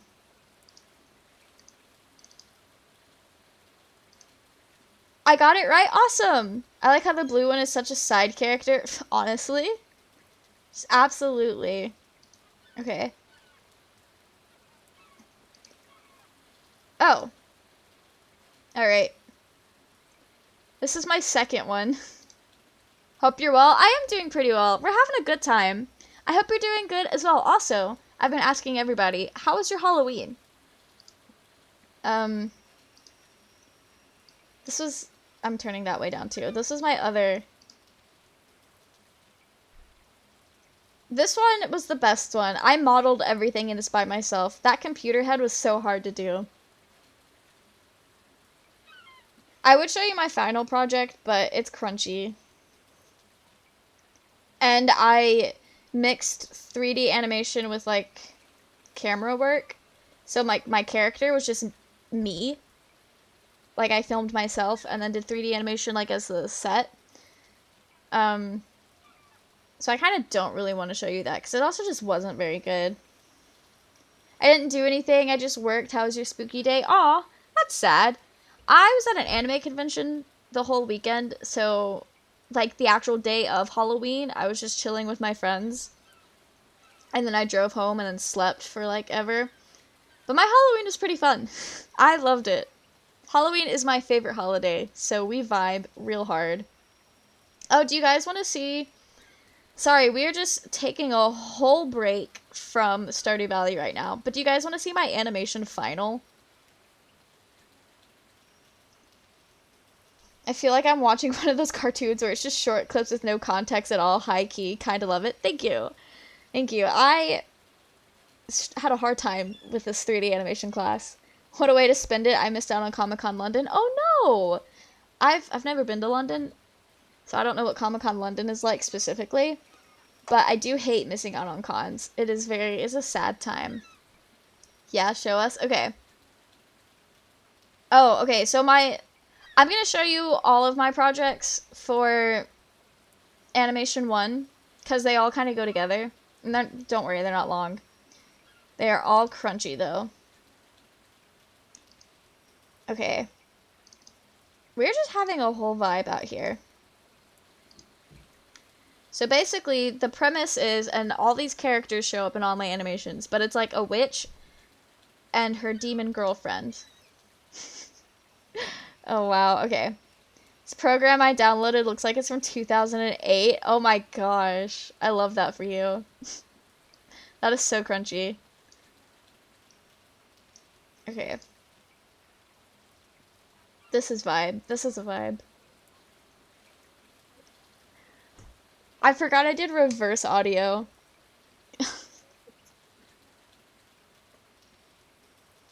If this doesn't look like shitty early YouTube animation, I don't know what does. Look at how thick these lines are. Some thick boys. The house is so cute. Thank you. I spent like 2 hours drawing that house. Here, let's go back. I spent so much time on this, like, this little thing alone. I spent so much time on it. That's where all of my time went. Peak crunch. Yeah, oh, y'all just wait. They get crunchier. As the semester goes on, I start procrastinating more and more, and my life is so crunchy. Just my whole life. Alright, this is part 2. Why is the witch alternate reality Daphne and Velma merged? I hadn't even thought about that, but you're right. Procrastination is a vibe. It's a whole vibe. I live my life like this. Alright. I'm turning it down so you can't hear the dialogue very well because I don't like hearing myself talk. But this walking cycle is so crunchy. I had to cut it off. I did good. I did really like... This was good. My teacher said it was very dramatic. But my lip syncing... Like that? Oh, I'm so proud of this part. Like the little eyeball movement. How to ask a girl. I thought that was really fun. Here, we'll go back to it. I need to save this as a GIF because I am so proud of that. Let's go back. Like, I don't know why I'm so proud of the eyeball movement. Like, that's where most of my time went on this project, was the eyeball. Okay. I'm trying to remember how many projects were in this class. I think it was just 3. So yeah, we have those 2, and then my final. Animate crunchy stream GIFs for subs and followers. I could, because I do know how to, I'd have to look it up again because I don't remember the exact steps, but technically I do know how to animate in Photoshop. Um, it's a whole process. I could. I have the knowledge, and I have the ability, and I have the programs. I, I should. I'm just lazy, but I should. I will make my own GIFs. Yes, Serene, that is such a good idea. I can't believe I didn't think of it myself. I am gonna do that one of these days. I don't know when, but soon. Not soon, but it's something that will happen. I'm gonna rebrand my Twitch one of these days. You could turn it into a content creation plus just chatting stream. Oh, yeah, that is true. That'd be fun. How's the con you went to? Oh, it was really fun. I went to Anime Weekend Atlanta, which is in Atlanta, Georgia, in the US. It is my favorite convention by far. I had a blast. Like, it was so good. I got to spend a lot of time with my friends, some of which I hadn't seen since the last convention 2 years ago, so it was really nice. Okay, this animation is a lot less crunchy, mostly because it was the final, and so we had a lot more time to work on it. My follow sound is gonna get me DMCA'd so fast, but it's so good. I think if it's within a certain, like, time frame, or time limit, DMCA is not gonna pick up on it. Like, if it's just a couple seconds or so, you're good. What's your follow sound, yes, Serene? Oh, yeah. Do you have your sound set up? Okay. Here's my anime. I turned this in as my animation final. It is at a whopping 30 seconds. Oh. I want to turn that down so y'all can't hear it as well. This... I had to film myself doing this, oh, not the shoulders. This part right here, I filmed myself doing it so I could rotoscope it. Like the kneel down, and then to back up again. It was rough. Very rough. What? Okay. No, this took so long. So long. Literally, we watched it, and my class was like, well, I can see where you spent all of your time. It was like the kneel up and down. Alright. That's all the animation. Okay. I wasn't gonna mention that. So at the very end, it was intentionally. It was wonky on purpose, because it was supposed to be like a weird wonky dimension. It worked. It worked at the time. My theme is bees, so it's the I'm a Bee from Black Eyed Peas. Yeah, if you only do, like, maybe 4 or 5 seconds, like, not very long enough to get the point across, but then cut it off, you should be good. Because I know I have some sound alerts that include copyrighted music from animes. And I've never been DMCA'd, but, like, that's never being DMCA'd is not really a good measure, because apparently Pigstep from Minecraft is DMCA, but I play it on stream all the time. Thank you for following, Zerglid Army! I'm glad you enjoyed the vibes. If it's like 6 seconds, I think that's fine. Because I know people will straight up have, like, the Jeffrey Bezos from Bo Burnham as their follow alert, or like their prime alert. And they play that for a few seconds and they're fine. If not, though, as long as you haven't hit... I can't speak for after you hit affiliate, because I've only ever been DMCA'd once. But if you get DMCA'd before you reach affiliate, it's literally just, hey, by the way, DMCA, we're muting this, but, like, you're fine, no consequences. We're just muting this part of the VOD. So it's fine. You just learn for the future.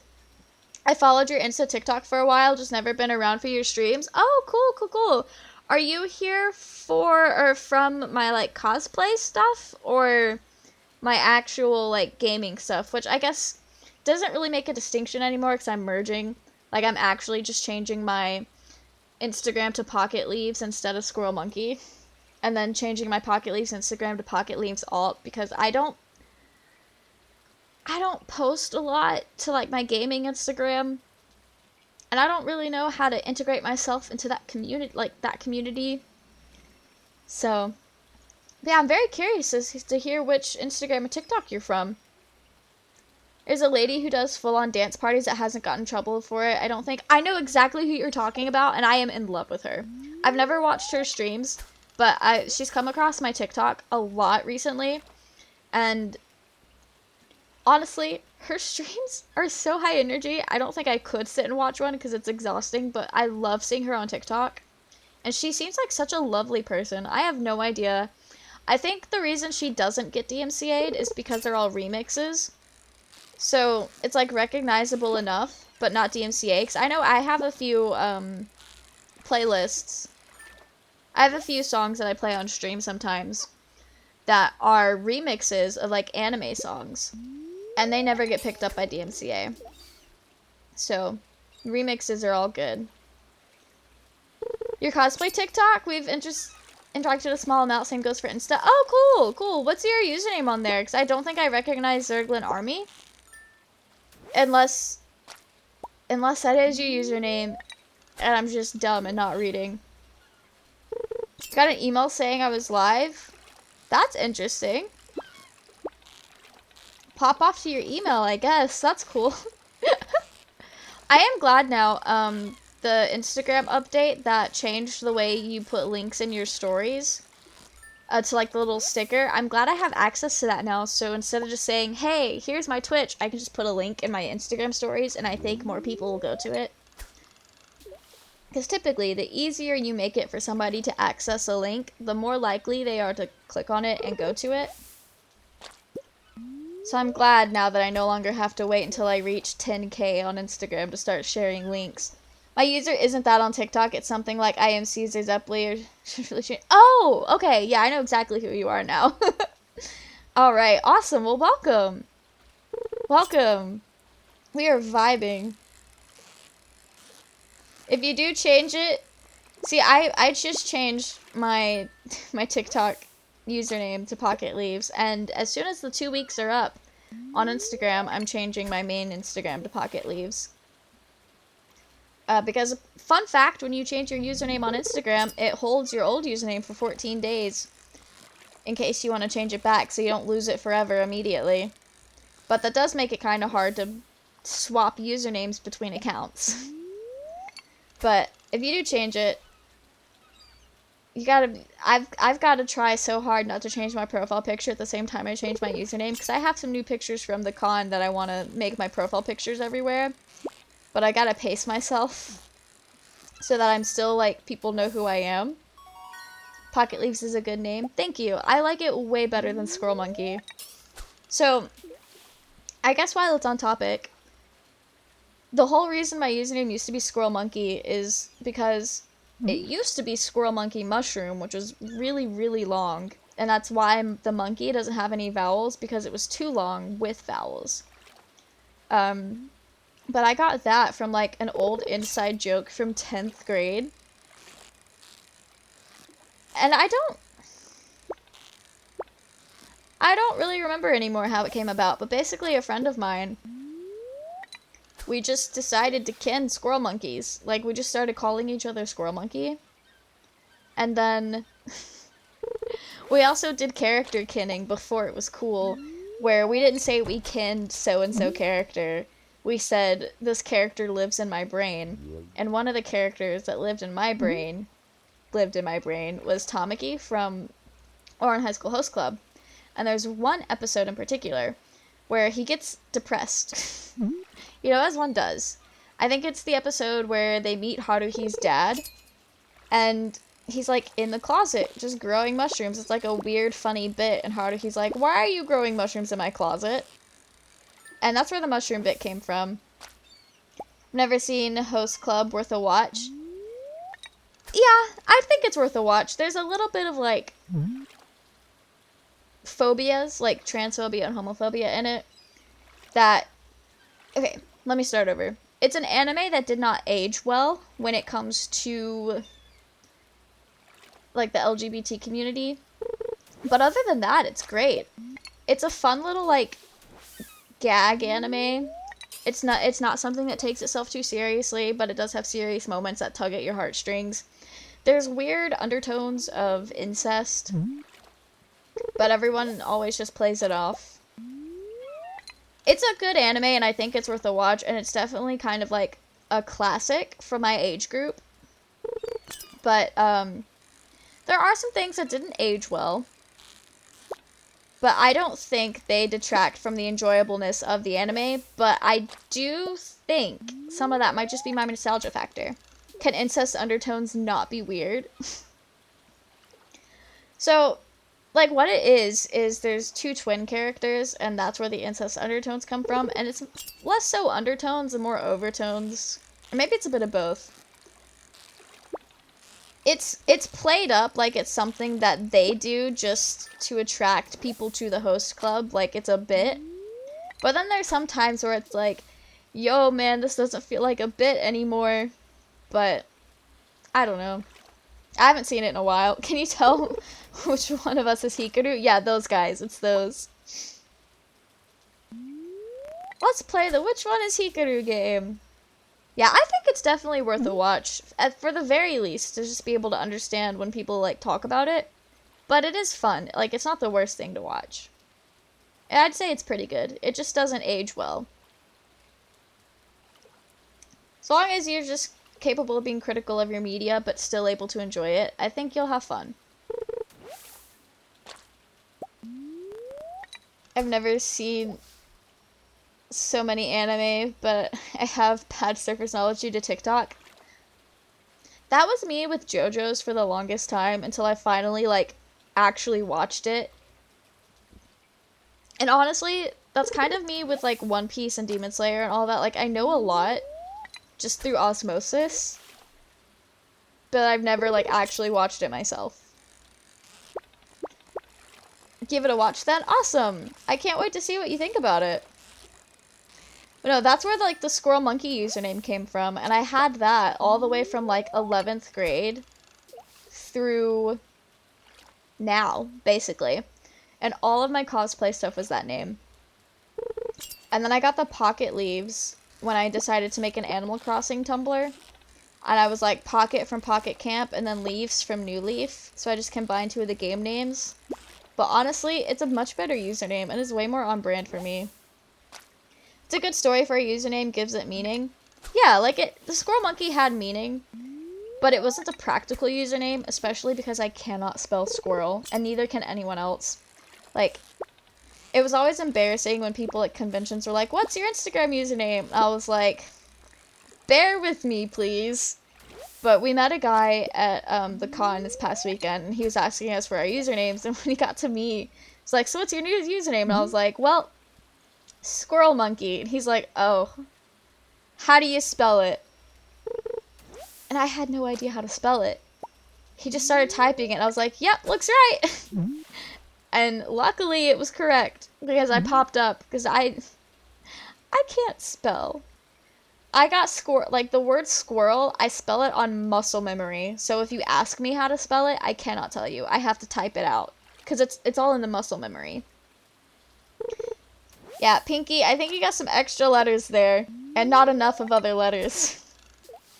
Zerglin Army's got it right, though. Squirrel. It's just a hard word to spell. And I like the Pocket Leaves username a lot better now. It's fun. Easier to communicate as well. So I'm changing everything to Pocket Leaves now. To be British and spell right. Mood. Honestly, there are some words that if I don't pronounce it in a British accent, I cannot spell it. Like process. When I go to spell it, I have to say process. Otherwise, I swap the R and the O. I don't know what it is. That's the only word that's really like that. Everything else is just picked up because I watched too much Dan and Phil as a child. I like Pocket Leaves because I can spell it. Same. Absolutely same. Everyone can spell Pocket Leaves, so now when I go to conventions and they're like, yo, what's your username? I can just tell them, it's Pocket Leaves. And they'll be like, oh, bet, that's easy to spell. Restaurant. Restaurant's one of those words that always looks like it's spelled wrong to me. Like, even when it's correct, it looks wrong. So, like, it looks like he spelled it wrong, but I don't know if that's right or not. I lived my entire grade school life not knowing how to spell Wednesday or February. Same. I literally just learned how to spell Wednesday at the ripe age of 24. Take some leaves with you in your pocket and throw them at people when they ask. That would be so cute. But also, like, really obnoxious. I love it. That is cursed. But, like, a good kind of cursed, not a bad kind of cursed. I spelled restaurant wrong. Oh, you did? I assume you spelled it correctly in that message, though. Right? It's such a hard word to spell. Emily gave me fabric. I will hold on to these for later. For those who have not been here on our previous Stardew streams, we have decided that for filling up the community center, we are not going to use gifted items or items from the traveling merchant. We are only going to use items that we ourselves have collected or like found and earned and all that fun stuff. So, it's difficult. Nope, restaurant. On my end, it all looks the same. Like, I know you're spelling it differently each time, but they all look equally correct / wrong. I'm so confused right now. It's late for me, so I'll be heading off. I hope you have fun with Stardew and keep well. Thanks for dropping by! I also did not realize you were from the UK. But yeah, it is very late for you. I hope you have a good night.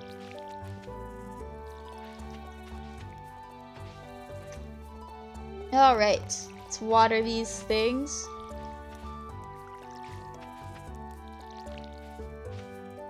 There we go. Alright, I think I'm gonna finish this week and then call it a night. So we'll go Friday, Saturday. I know it's kind of early, but I have to be at work in 12 hours. I need a lot of sleep, so I'm still sleeping off the weekend, I think. I also still need to eat dinner. That's kind of important.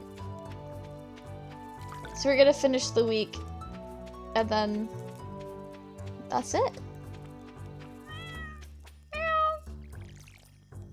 I used to avoid ever having to write Wednesday or February in papers so I wouldn't get hit with spelling error deductions. What a mood. Honestly, I could usually get those close enough for spell check to give me the right word, but the word gorgeous, I just literally had to avoid using it because I would fuck it up so bad that spell check would even be like, yeah, I don't know what you're trying to tell me. Like, I couldn't even spell check the word because I just was not close enough. So I feel you on that. I've only just recently been able to start using gorgeous, like, in a sentence. Because I still can't spell it, but I get a lot closer now than I used to, so my phone is like, ah, yes, here's the rest of the letters that you need. Which is nice. Yeah, I meant non-computer papers, handwritten. That's fair. I very rarely have had to do handwritten papers. I think... So we did handwritten papers in high school. A little bit in English, more so in history. Because, like, the data... I was AP history. For, like, US history. So we had to do, like, database questions, which were handwritten essays. Because they were preparing us for, like, AP tests and stuff like that. But I think the last handwritten essay I took was on my ACT, because I took the ACT that had a written portion, because I am a strong writer. So I was like, yeah, I'll take that version so I can better my chances of having a good score.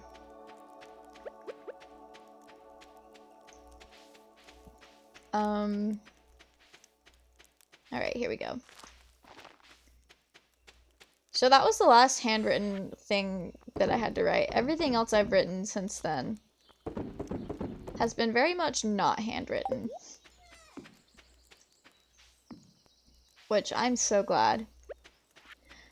Y'all want to hit up the mines? We've been doing a lot of fishing. Let's hit up the... I do kind of like... Alright. Fishing or mines? Because we've been making a lot of money off of fishing, and we could definitely use some more money. Or do we go in the mines and try to do something that we haven't just spent the last 2.5 hours doing? Handwriting stuff is lame. Handwriting essays. Lame. But I do like the way that a nice ballpoint pen glides across the paper. So, up to me. Oh, if it's up to me, I think I'm gonna pick fishing. Because I'm vibing, and I think you guys are also vibing. Correct me if I'm wrong. Anyway. I love the way pen glides across paper, so pro fisher, yes, we are becoming a pro fisher on our nice little training rod. Love this for us. I like fishing because your combat skills eat. That's just true, just absolutely true. My combat skills in, I was gonna say Animal Crossing, jeez, my combat skills in Stardew Valley, even when I have like the best of the best gear, is rough. I am very much a spam clicker type person when it comes to video games and fighting. I think the only time I've ever done combat with any kind of like thought is League of Legends, Overwatch, and games kind of similar to that. Sort of. Pokemon Unite, very much a button masher. I have very little thought when I play that game. Speaking of, we should play that game sometime soon.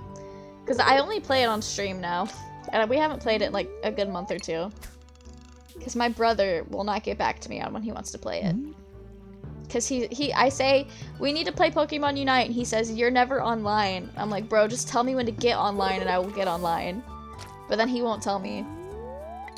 So, I guess if I want to play Pokemon Unite, I gotta play it on stream. Yeah, I'm not a good thinking before you fight type game player. So that's fun.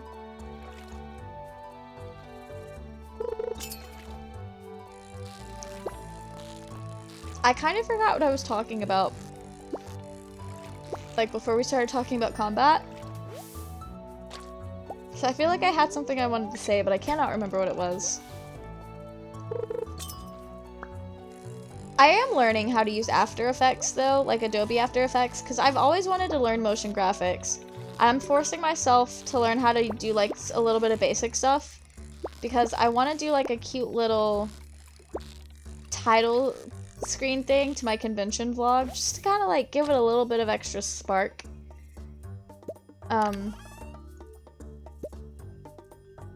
Oh, we got a fossil. Pop off.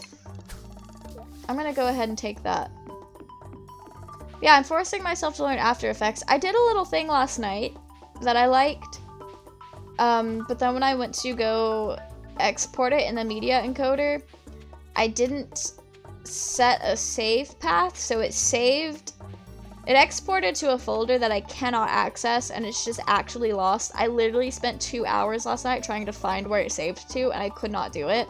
So I think I'm just gonna have to make it again, and then actually, like, pay attention to where I'm saving it. Which is the one thing I hate about Adobe products, is if you don't set somewhere to save, it just saves it in some random ass spot that you will never be able to access. I almost asked if you had any drone shots. I do not have a drone, and I am not certified to use a drone in public spaces, because if you use a drone in public spaces, you have to have a license. And one of my old coworkers at my university job, where I was running the cameras, he got certified to run a drone for a film shoot that he was doing. And that stuff is so cool. It is so sick. I don't think I will ever do drone shots at a convention though, because I already carry a bunch of stuff with me to cons. But that would have been so cool. I did get the next best thing. And I got really chaotic shots from my 9th floor balcony. Basically the same shot that I showed you on stream. And then I got some cool elevator shots.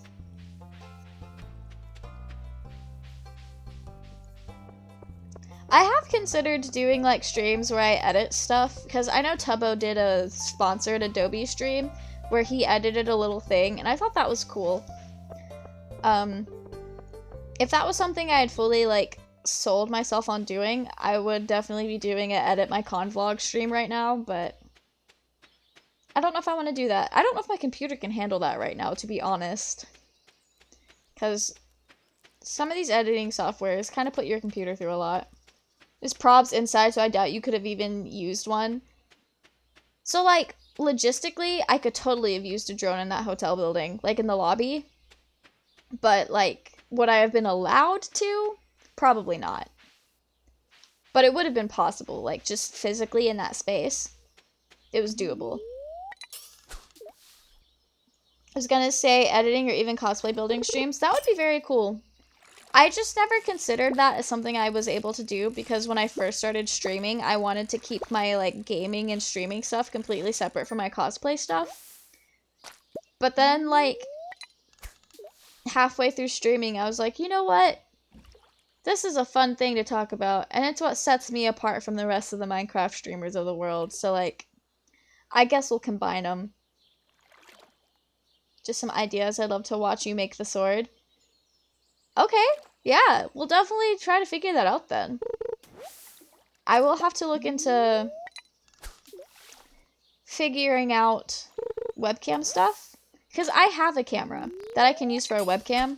Like, my vlogging camera, I've used it for a webcam before, for, like, my dad's church, for them to stream their services. We'd use my camera. But after, like, a couple of hours, my battery dies. So I wouldn't be able to use it for a long stream.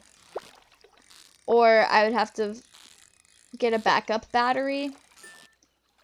Because the way my tripod is and the way that camera is made, it cannot sit on a tripod and be plugged in if I could even find, like, a plug-in port. Because I know some cameras, you can get, like, a plug-in that goes where a battery typically goes, just to plug the camera straight into a wall. So, I would have to figure out some logistical things to make what I have work. But once we figure that out, we will be unstoppable. I'm so excited though. Like, I was already excited to start making props because I've got a few cosplays that I'm like for sure doing that I want to make props for that the character has, like in the show. I'm so excited now. Now that I can stream well, I can't do it yet, but now that I know you guys are like interested in watching me do things, I'm so excited. We are vibing. I have to figure out how I want to make the diamond sword though. Like, I think making it out of resin would be really cool, but I have no idea how to use resin. And I know that is not really a something you can do on stream because it's like takes hours and hours and hours because you have to let it sit and all that. But I also could make it. I might make two because I do want to make the resin one because I want to learn how to use resin. But I could also just very easily make and paint a diamond sword with like cardboard and stuff. Basically, it would look like the swords that you can just go, like the foam ones that you could go buy, but I would have made it myself. I thought about doing that for this past weekend, but then I just didn't have the time to make it happen. I also just didn't feel like it. Or, I could try to do a stylized design. Like, I don't know if you follow a lot of, like, Dream SMP cosplayers or just Minecraft YouTube cosplayers in general, but there's this person named Poodwaddle on like TikTok and Twitter, and he makes the coolest props. Like, he made Ronbu's axe, he made a really good Technoblade cosplay, and he made Snifferish's character axe. He's made some really cool stuff. They're like stylized designs. So, I don't know. Oh, maybe we can make one of my weapons from Alethea. That would be fun. Then it wouldn't be just a standard diamond sword. But I still want to make a standard diamond sword, because I think that'd be fun. Right now, there's a lot of things I want to make. And I have to figure out, like, what can I make and how am I gonna make it. But no, I'm excited that you guys are also, like, interested in the things that I'm passionate about, even though that's not, like, the main thing that drew you guys in.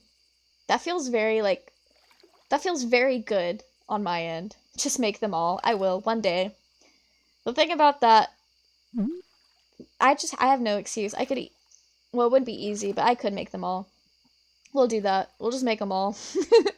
While we wait for the resin to dry, we'll make the shitty cardboard sword. And then we'll make our Alethea stuff. I might wait for Alethea lore to kind of develop more before I'm like, here's my character design and my specialized weapons. Because I do think it would be very cool to develop more of a character for the Alethea server and cosplay it, because, like, it's not exact coloring, and I might change my Minecraft skin to match the wig I already have, but I have a wig that's in the hairstyle of my Alethea skin on Minecraft. Like, the kind of long on one side and then shaved on the other. Like, I have a wig that is in that same style. It's just not as long because I cut it. And then it's, like, dark brown for the shaved side and, like, bright blonde yellow for the other side. And my Minecraft skin is, like, a very desaturated version of that. I feel like we're gonna need a whole lore stream to catch up. I mean, there's not a lot to catch up on Alethea, because there's not really anything going on. People are just kind of vibing, building, and pranking each other. But I would like to do some lore stuff and figure out, because I think we have half lore going on, where, oh, we got a ruby, two whole rubies. Look at us go. Look at us. How do I need to... I can just sell that. That's nice. Because I know Nick did a lore stream. Nick has character-specific lore. And I think Vent might as well. I know some of us have already done character lore.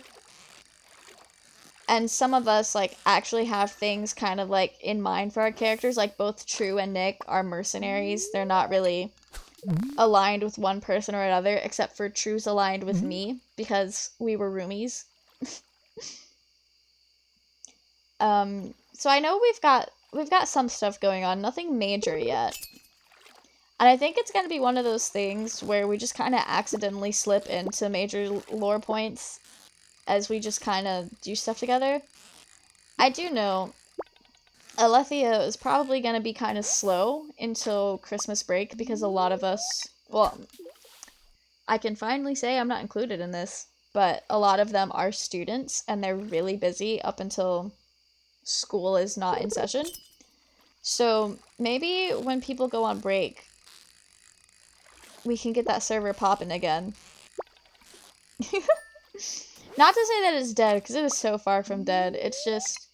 everyone's building and just chilling, and I love that for us.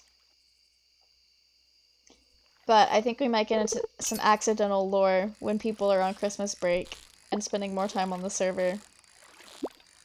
Kind of like how Nimbus started from accidental lore.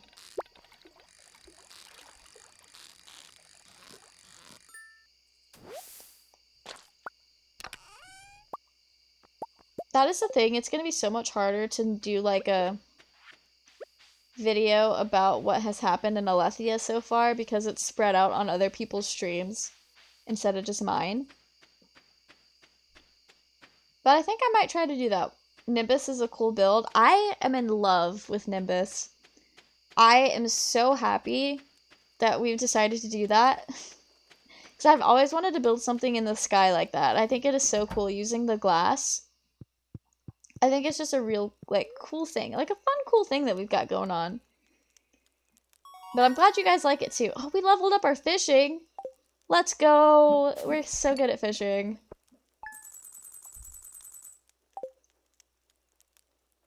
No, I'm very excited to, like, get back to working on Nimbus. I think I'm gonna do a little bit... You love the church? Me too! That turned out so cool. I think I'm gonna spend some time, like, off camera. I'm gonna do a little bit of off-camera mining, but building instead. Because I know right now what needs to be done is I just need to build up I just need to build up a lot of cloud room to build on. So I have one cloud that's already started, but I've got to finish it. I just need to take some time collecting glass and dye and just making the clouds so that we can start making more builds. Because you guys don't need to see me build like 10 more clouds. So you guys have already seen me build a couple. A shot of the lightning. Yeah, that was so cool. I don't know if I ever clipped it, but I did get some cool screenshots. And if not, I still have the VOD on my computer, so it's not like it's lost forever. And one of these days, I'll get good at uploading my VODs to my archive YouTube channel. Why do I just have so many YouTube channels? True, and probs, not the lava part. Yeah. Not doing that on stream. That was rough. I might try to get Basil to help me fill in some of the lava stuff. I know she's a music major, so she'll be sparse on the server during school, but maybe she'll have some time over Christmas break. I don't know. We'll see. It is rough out here. Filling all those clouds up with lava. Oh my gosh. Okay. No, I want to spend some time off stream. I just haven't had the time to spend because I've been working on cosplays and convention stuff, being a clown.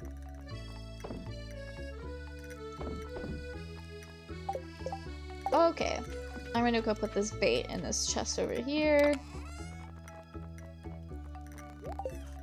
Let's go see what's going on in town. Because I know I want Nimbus to be a sprawling type of city. I just also know no one lives there. So we're gonna have to add the life artificially through mobs and stuff, or just creative building. I've got to take a few pages out of Good Times with Scar's book, because he talks a lot about adding life to builds, because Minecraft doesn't have a lot of life adding things you can do because it's very stationary. There's not a lot of animation that you can add to your builds. I want to find this item, but I guess we have to finish the town center first. You also made it difficult because you have to build the land. Yeah, that's true. It's gonna look really cool though. It'll be worth it when we finally finish the project.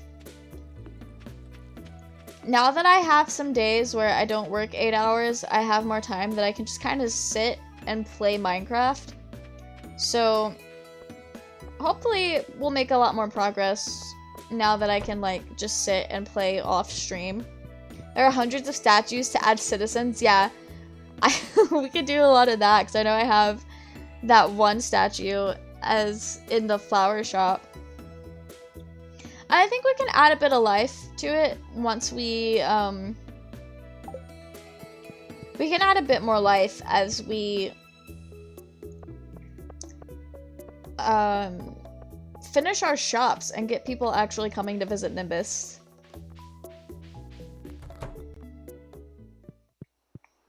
Let's see if we can finish this vault. That way next time we play Stardew Valley, we can go visit the desert. Okay, we can't do that yet. Lightning rod. We need 5,000 gold. We're like halfway there. We're not gonna get there today. Well, we might get there after all that stuff I sold. But that'll be for next stream. Can I put this lightning rod like out here? I can! Let's go!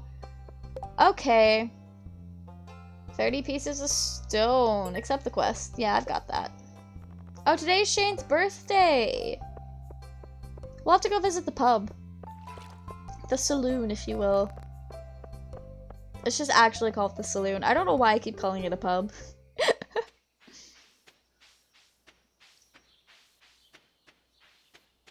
Alright. I'm so excited just for everything now. Like, I'm excited for streaming, I'm excited for cosplaying, and I'm excited that I'm able to combine these two hobbies.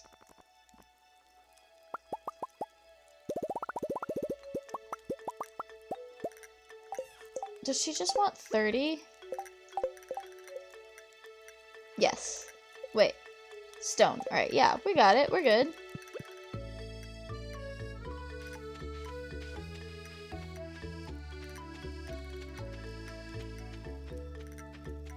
I don't know why I thought I needed to keep all of my hobbies separated. But that kind of like mindset you can see on my Tumblr, because I have so many side blogs for stuff, because I just felt like I needed to separate things.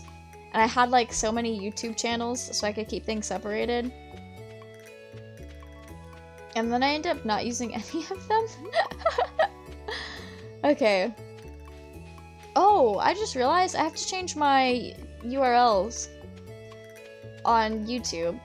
I'm keeping the Pocket Leaves channel that I upload gaming stuff to Pocket Leaves. How am I? Refresh it me together today. Oh, I'm just literally dumb. I didn't read. I'll be back.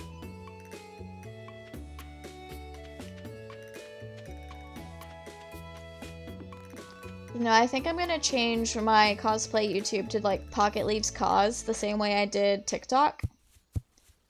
Because I think I'm done trying to be a professional cosplayer. Because there for a while before I realized words. Okay. Before I realized that I could Twitch stream. And before I realized that I enjoyed making gaming content. My goal in life, like my dream, what I wanted to do, was basically be an online content creator, but through cosplay. So my ideal job was to be somebody who made YouTube videos like related to cosplay, whether it be in character, convention vlogs, or stuff like that, which is mostly what I did. So stuff like that. And then just get popular enough that I can make money off of it. And I've seen people do it. It's just really, really hard to do it as cosplay. Because it's like kind of niche. Because not only do you have to like find people to look for that type of content, but you're also looking for specific fandoms as well. Whereas gaming content has a broader audience. Because for gaming content, I just need to find people who want to watch Animal Crossing videos or Minecraft videos. Because I'm not out here pretending to be a cartoon character. So I'm not looking for people who want to watch that. And then niche it down to a specific fandom. I don't know. In my head, it seems like a broader audience. But anyway.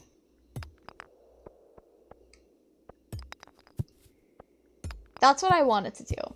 But now that I realized that I can achieve the same thing with something that doesn't require me to spend an hour putting on a costume every time I want to do something, I like this a lot better. It's more within my energy levels to pursue video game content than like constant or consistent cosplay content, if that makes any sense. Like, I'm still gonna do it, but I'm no longer gonna put the effort, like, I'm gonna put effort into it because I want to make quality content, but I'm no longer gonna put the effort to try to have like weekly uploads in my cosplay stuff, because that's no longer my main focus. I want to focus more on this stuff because I have a lot of fun doing this, and I've never done it before, like not until this year, so it's like new and exciting still. And there's so much for me to learn. I wish I knew how to do all that, but if I did know, I would be doing it myself. Yeah, that's fair. That is so fair. It is cool to learn about, though. And you get to learn a lot through watching other people do it, I feel like. That's how I've learned everything I know about cosplay. I've learned through watching other people do it. So that's really cool. Hey, little pocket alien, how you doing? Lurking while streaming, how's Stardew been? It's been very chill. There we go. We've been having a good time.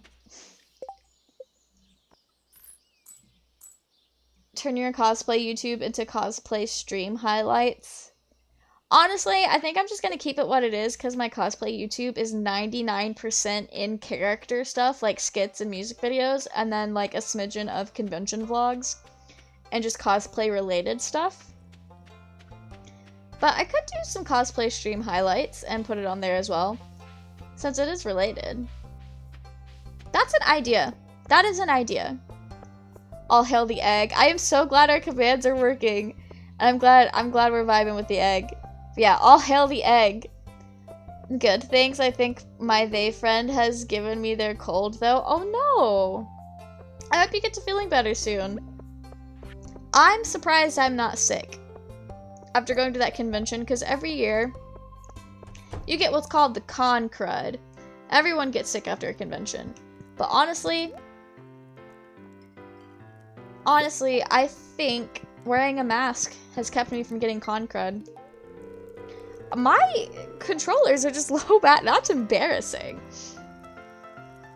Thank you. It's starting as a head cold, I think. Oh, that's not bad. Hopefully you can get over it pretty soon, though. And masks have been a lifesaver. Honestly, I don't know where I would be right now. I don't think I would be streaming tonight if I didn't wear a mask at the con, because I wouldn't be feeling very well. I love that emote. I kind of forgot that, like, people other than Pinky could use that emote. Because I think that's Pinky's. Well, I think it's the only emote because it's the only tier 1 that I have. But I'm so glad you guys like that emote. Okay. Yeah, let's get a salad for Leah. That is like my favorite emote. That one, and then that's all I got. Yeah, as soon as I unlock the more like tier 1 stuff, I'm moving all of my like tier 2, tier 3 emotes to that. Because this one right here, the like pocket love one, that one's my favorite emote. I thought it turned out so good. I use it across Twitch. Oh, thank you. I'm glad you like it. That was those 2 emotes are my favorite, and I cannot wait until I can make all of them tier 1 so that I can see them more often. Really gonna attached to Marnie's chickens. Good for you, sir. Getting close to affiliate. I can't wait to have some emotes of my own. Yo, that is so exciting. I hope you hit it pretty soon. Also, congratulations on being close to it. I literally love your stream overlay. Thank you so much. It was a process to get here. Let's see, this is my 3rd overlay, but it's a 2nd draft of a previous overlay. So I had my pink one that I started off with that was ugly. And then I had a different version of this one. And this is the 2nd draft, and it is so much better. It's so good. I love it. So happy with it. Okay.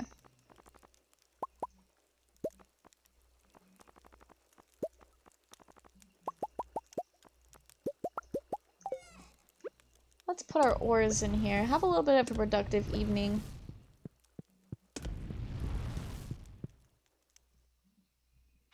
Now, I hope you get to hit affiliate pretty soon. That is very exciting. Honestly, I saw some statistics the other day. Like, it's disheartening to hear that only, like, the top 1%, if that, of Twitch makes it to partner and to where they can do it full time. But hitting affiliate puts you in, like, the top 5% of Twitch streamers, which is so cool. Like, when you put it into that perspective, you're already doing you're doing more than most of Twitch can do. You're 15 away? Yo, that's awesome. Congratulations. Yeah, the statistics, so much less than I thought. Yeah, the statistics is a little nuts. Like, I heard people talking about it, about how, like, hard it is for people to reach affiliate, and, like, boy, we saw it on this channel. I think you have to have 50 followers to reach affiliate. We didn't hit affiliate, like, with the average viewers until we were, like, almost, like, a little over double. Like, I had 100 followers, if not a little bit more, by the time I actually hit the like, average view count, which I thought was very interesting. It is very interesting to kind of see where people are when they hit affiliate. Like, when they actually hit it. Apex community is huge. Oh, nice. I just had someone follow called Your Uncle's Booty Cheeks and had to read that out loud of stream. Rip. Yeah, I get halfway through reading usernames sometimes. I'm like, oh, maybe I shouldn't read this out loud. So then I just abbreviate it. Or if it's like a username that like I'm pretty sure it's supposed to say something a little inappropriate, but like it could say something else, I just intentionally butcher it. So it's like, yeah, I tried. But you're not gonna trick me into saying something. I will just say something else. I want to make another rock. Let's see. I think we can put an aquamarine in our little thing. Averaging 3.3 at the moment. Yo, that is awesome. It is very hard to get that average, like, 3 viewers. But that is so cool. Congratulations. Ended up calling them booty cheeks. I love it. I absolutely love it. I had a friend in college who his go-to username for everything was booty sweat because it was never taken. Thanks so much. I'm so excited for you to hit affiliate. That is awesome. All right. That was our last night on Stardew. I said earlier I was gonna cut it here so that I can get up for work in the morning. That had a meanie come into chat and was taking the piss about pronouns. Ah, ban him.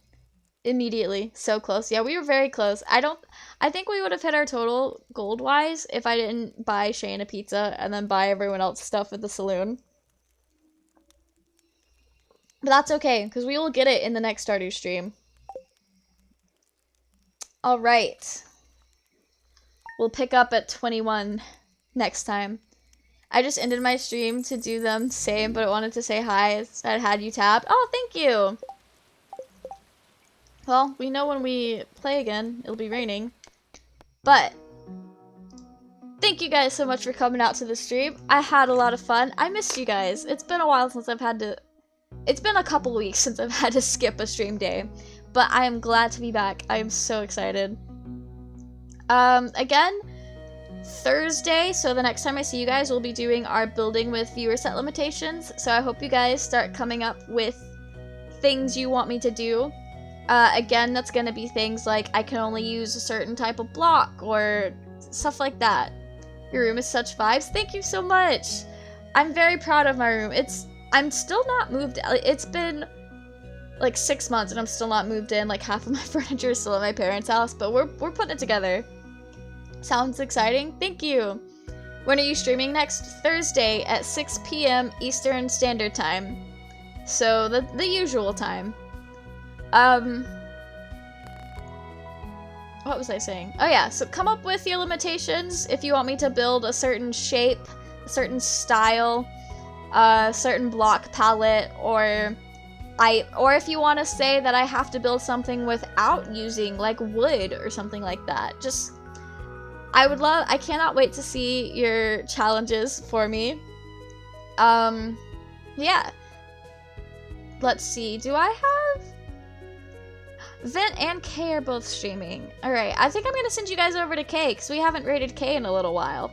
But I hope you guys have a good night. I can't wait to see you next. I had a lot of fun. I'm glad you guys are vibing with me. What is this gorgeous blue gown you're wearing? Oh, it's, I bought it from an artist at the convention I last went to. I don't remember what they were called. I will look if I can find their card and then I can post it on Twitter or something, or I'll share it with you next time you're here. But it's like a kimono thing. It is very, very cozy. Actually beautiful, such vibes. Thank you. I saw it in the dealer's room and the artist was not at their booth, and I looked at my friend and I was like, before this weekend is over, I legally have to buy that. And they were like, yeah, that's your brand. You have to get it. So I did. Thank you guys. Thank you. I'm in love with it. It was love at first sight. But thank you so much. It was a good purchase. But I hope you guys have a good night. I'm gonna send you guys over to Kay, so send your good vibes over there. She's playing Minecraft. Oh, it's Tuesday! It's their test server Tuesdays! Awesome! I think that's what they're doing. Yeah, you guys go have fun at the raid. I'll send you guys over. I think it went through, so I'm now saying bye to the VOD watchers. Oh, I have almost 10k channel points. Anyway, Bye, stream.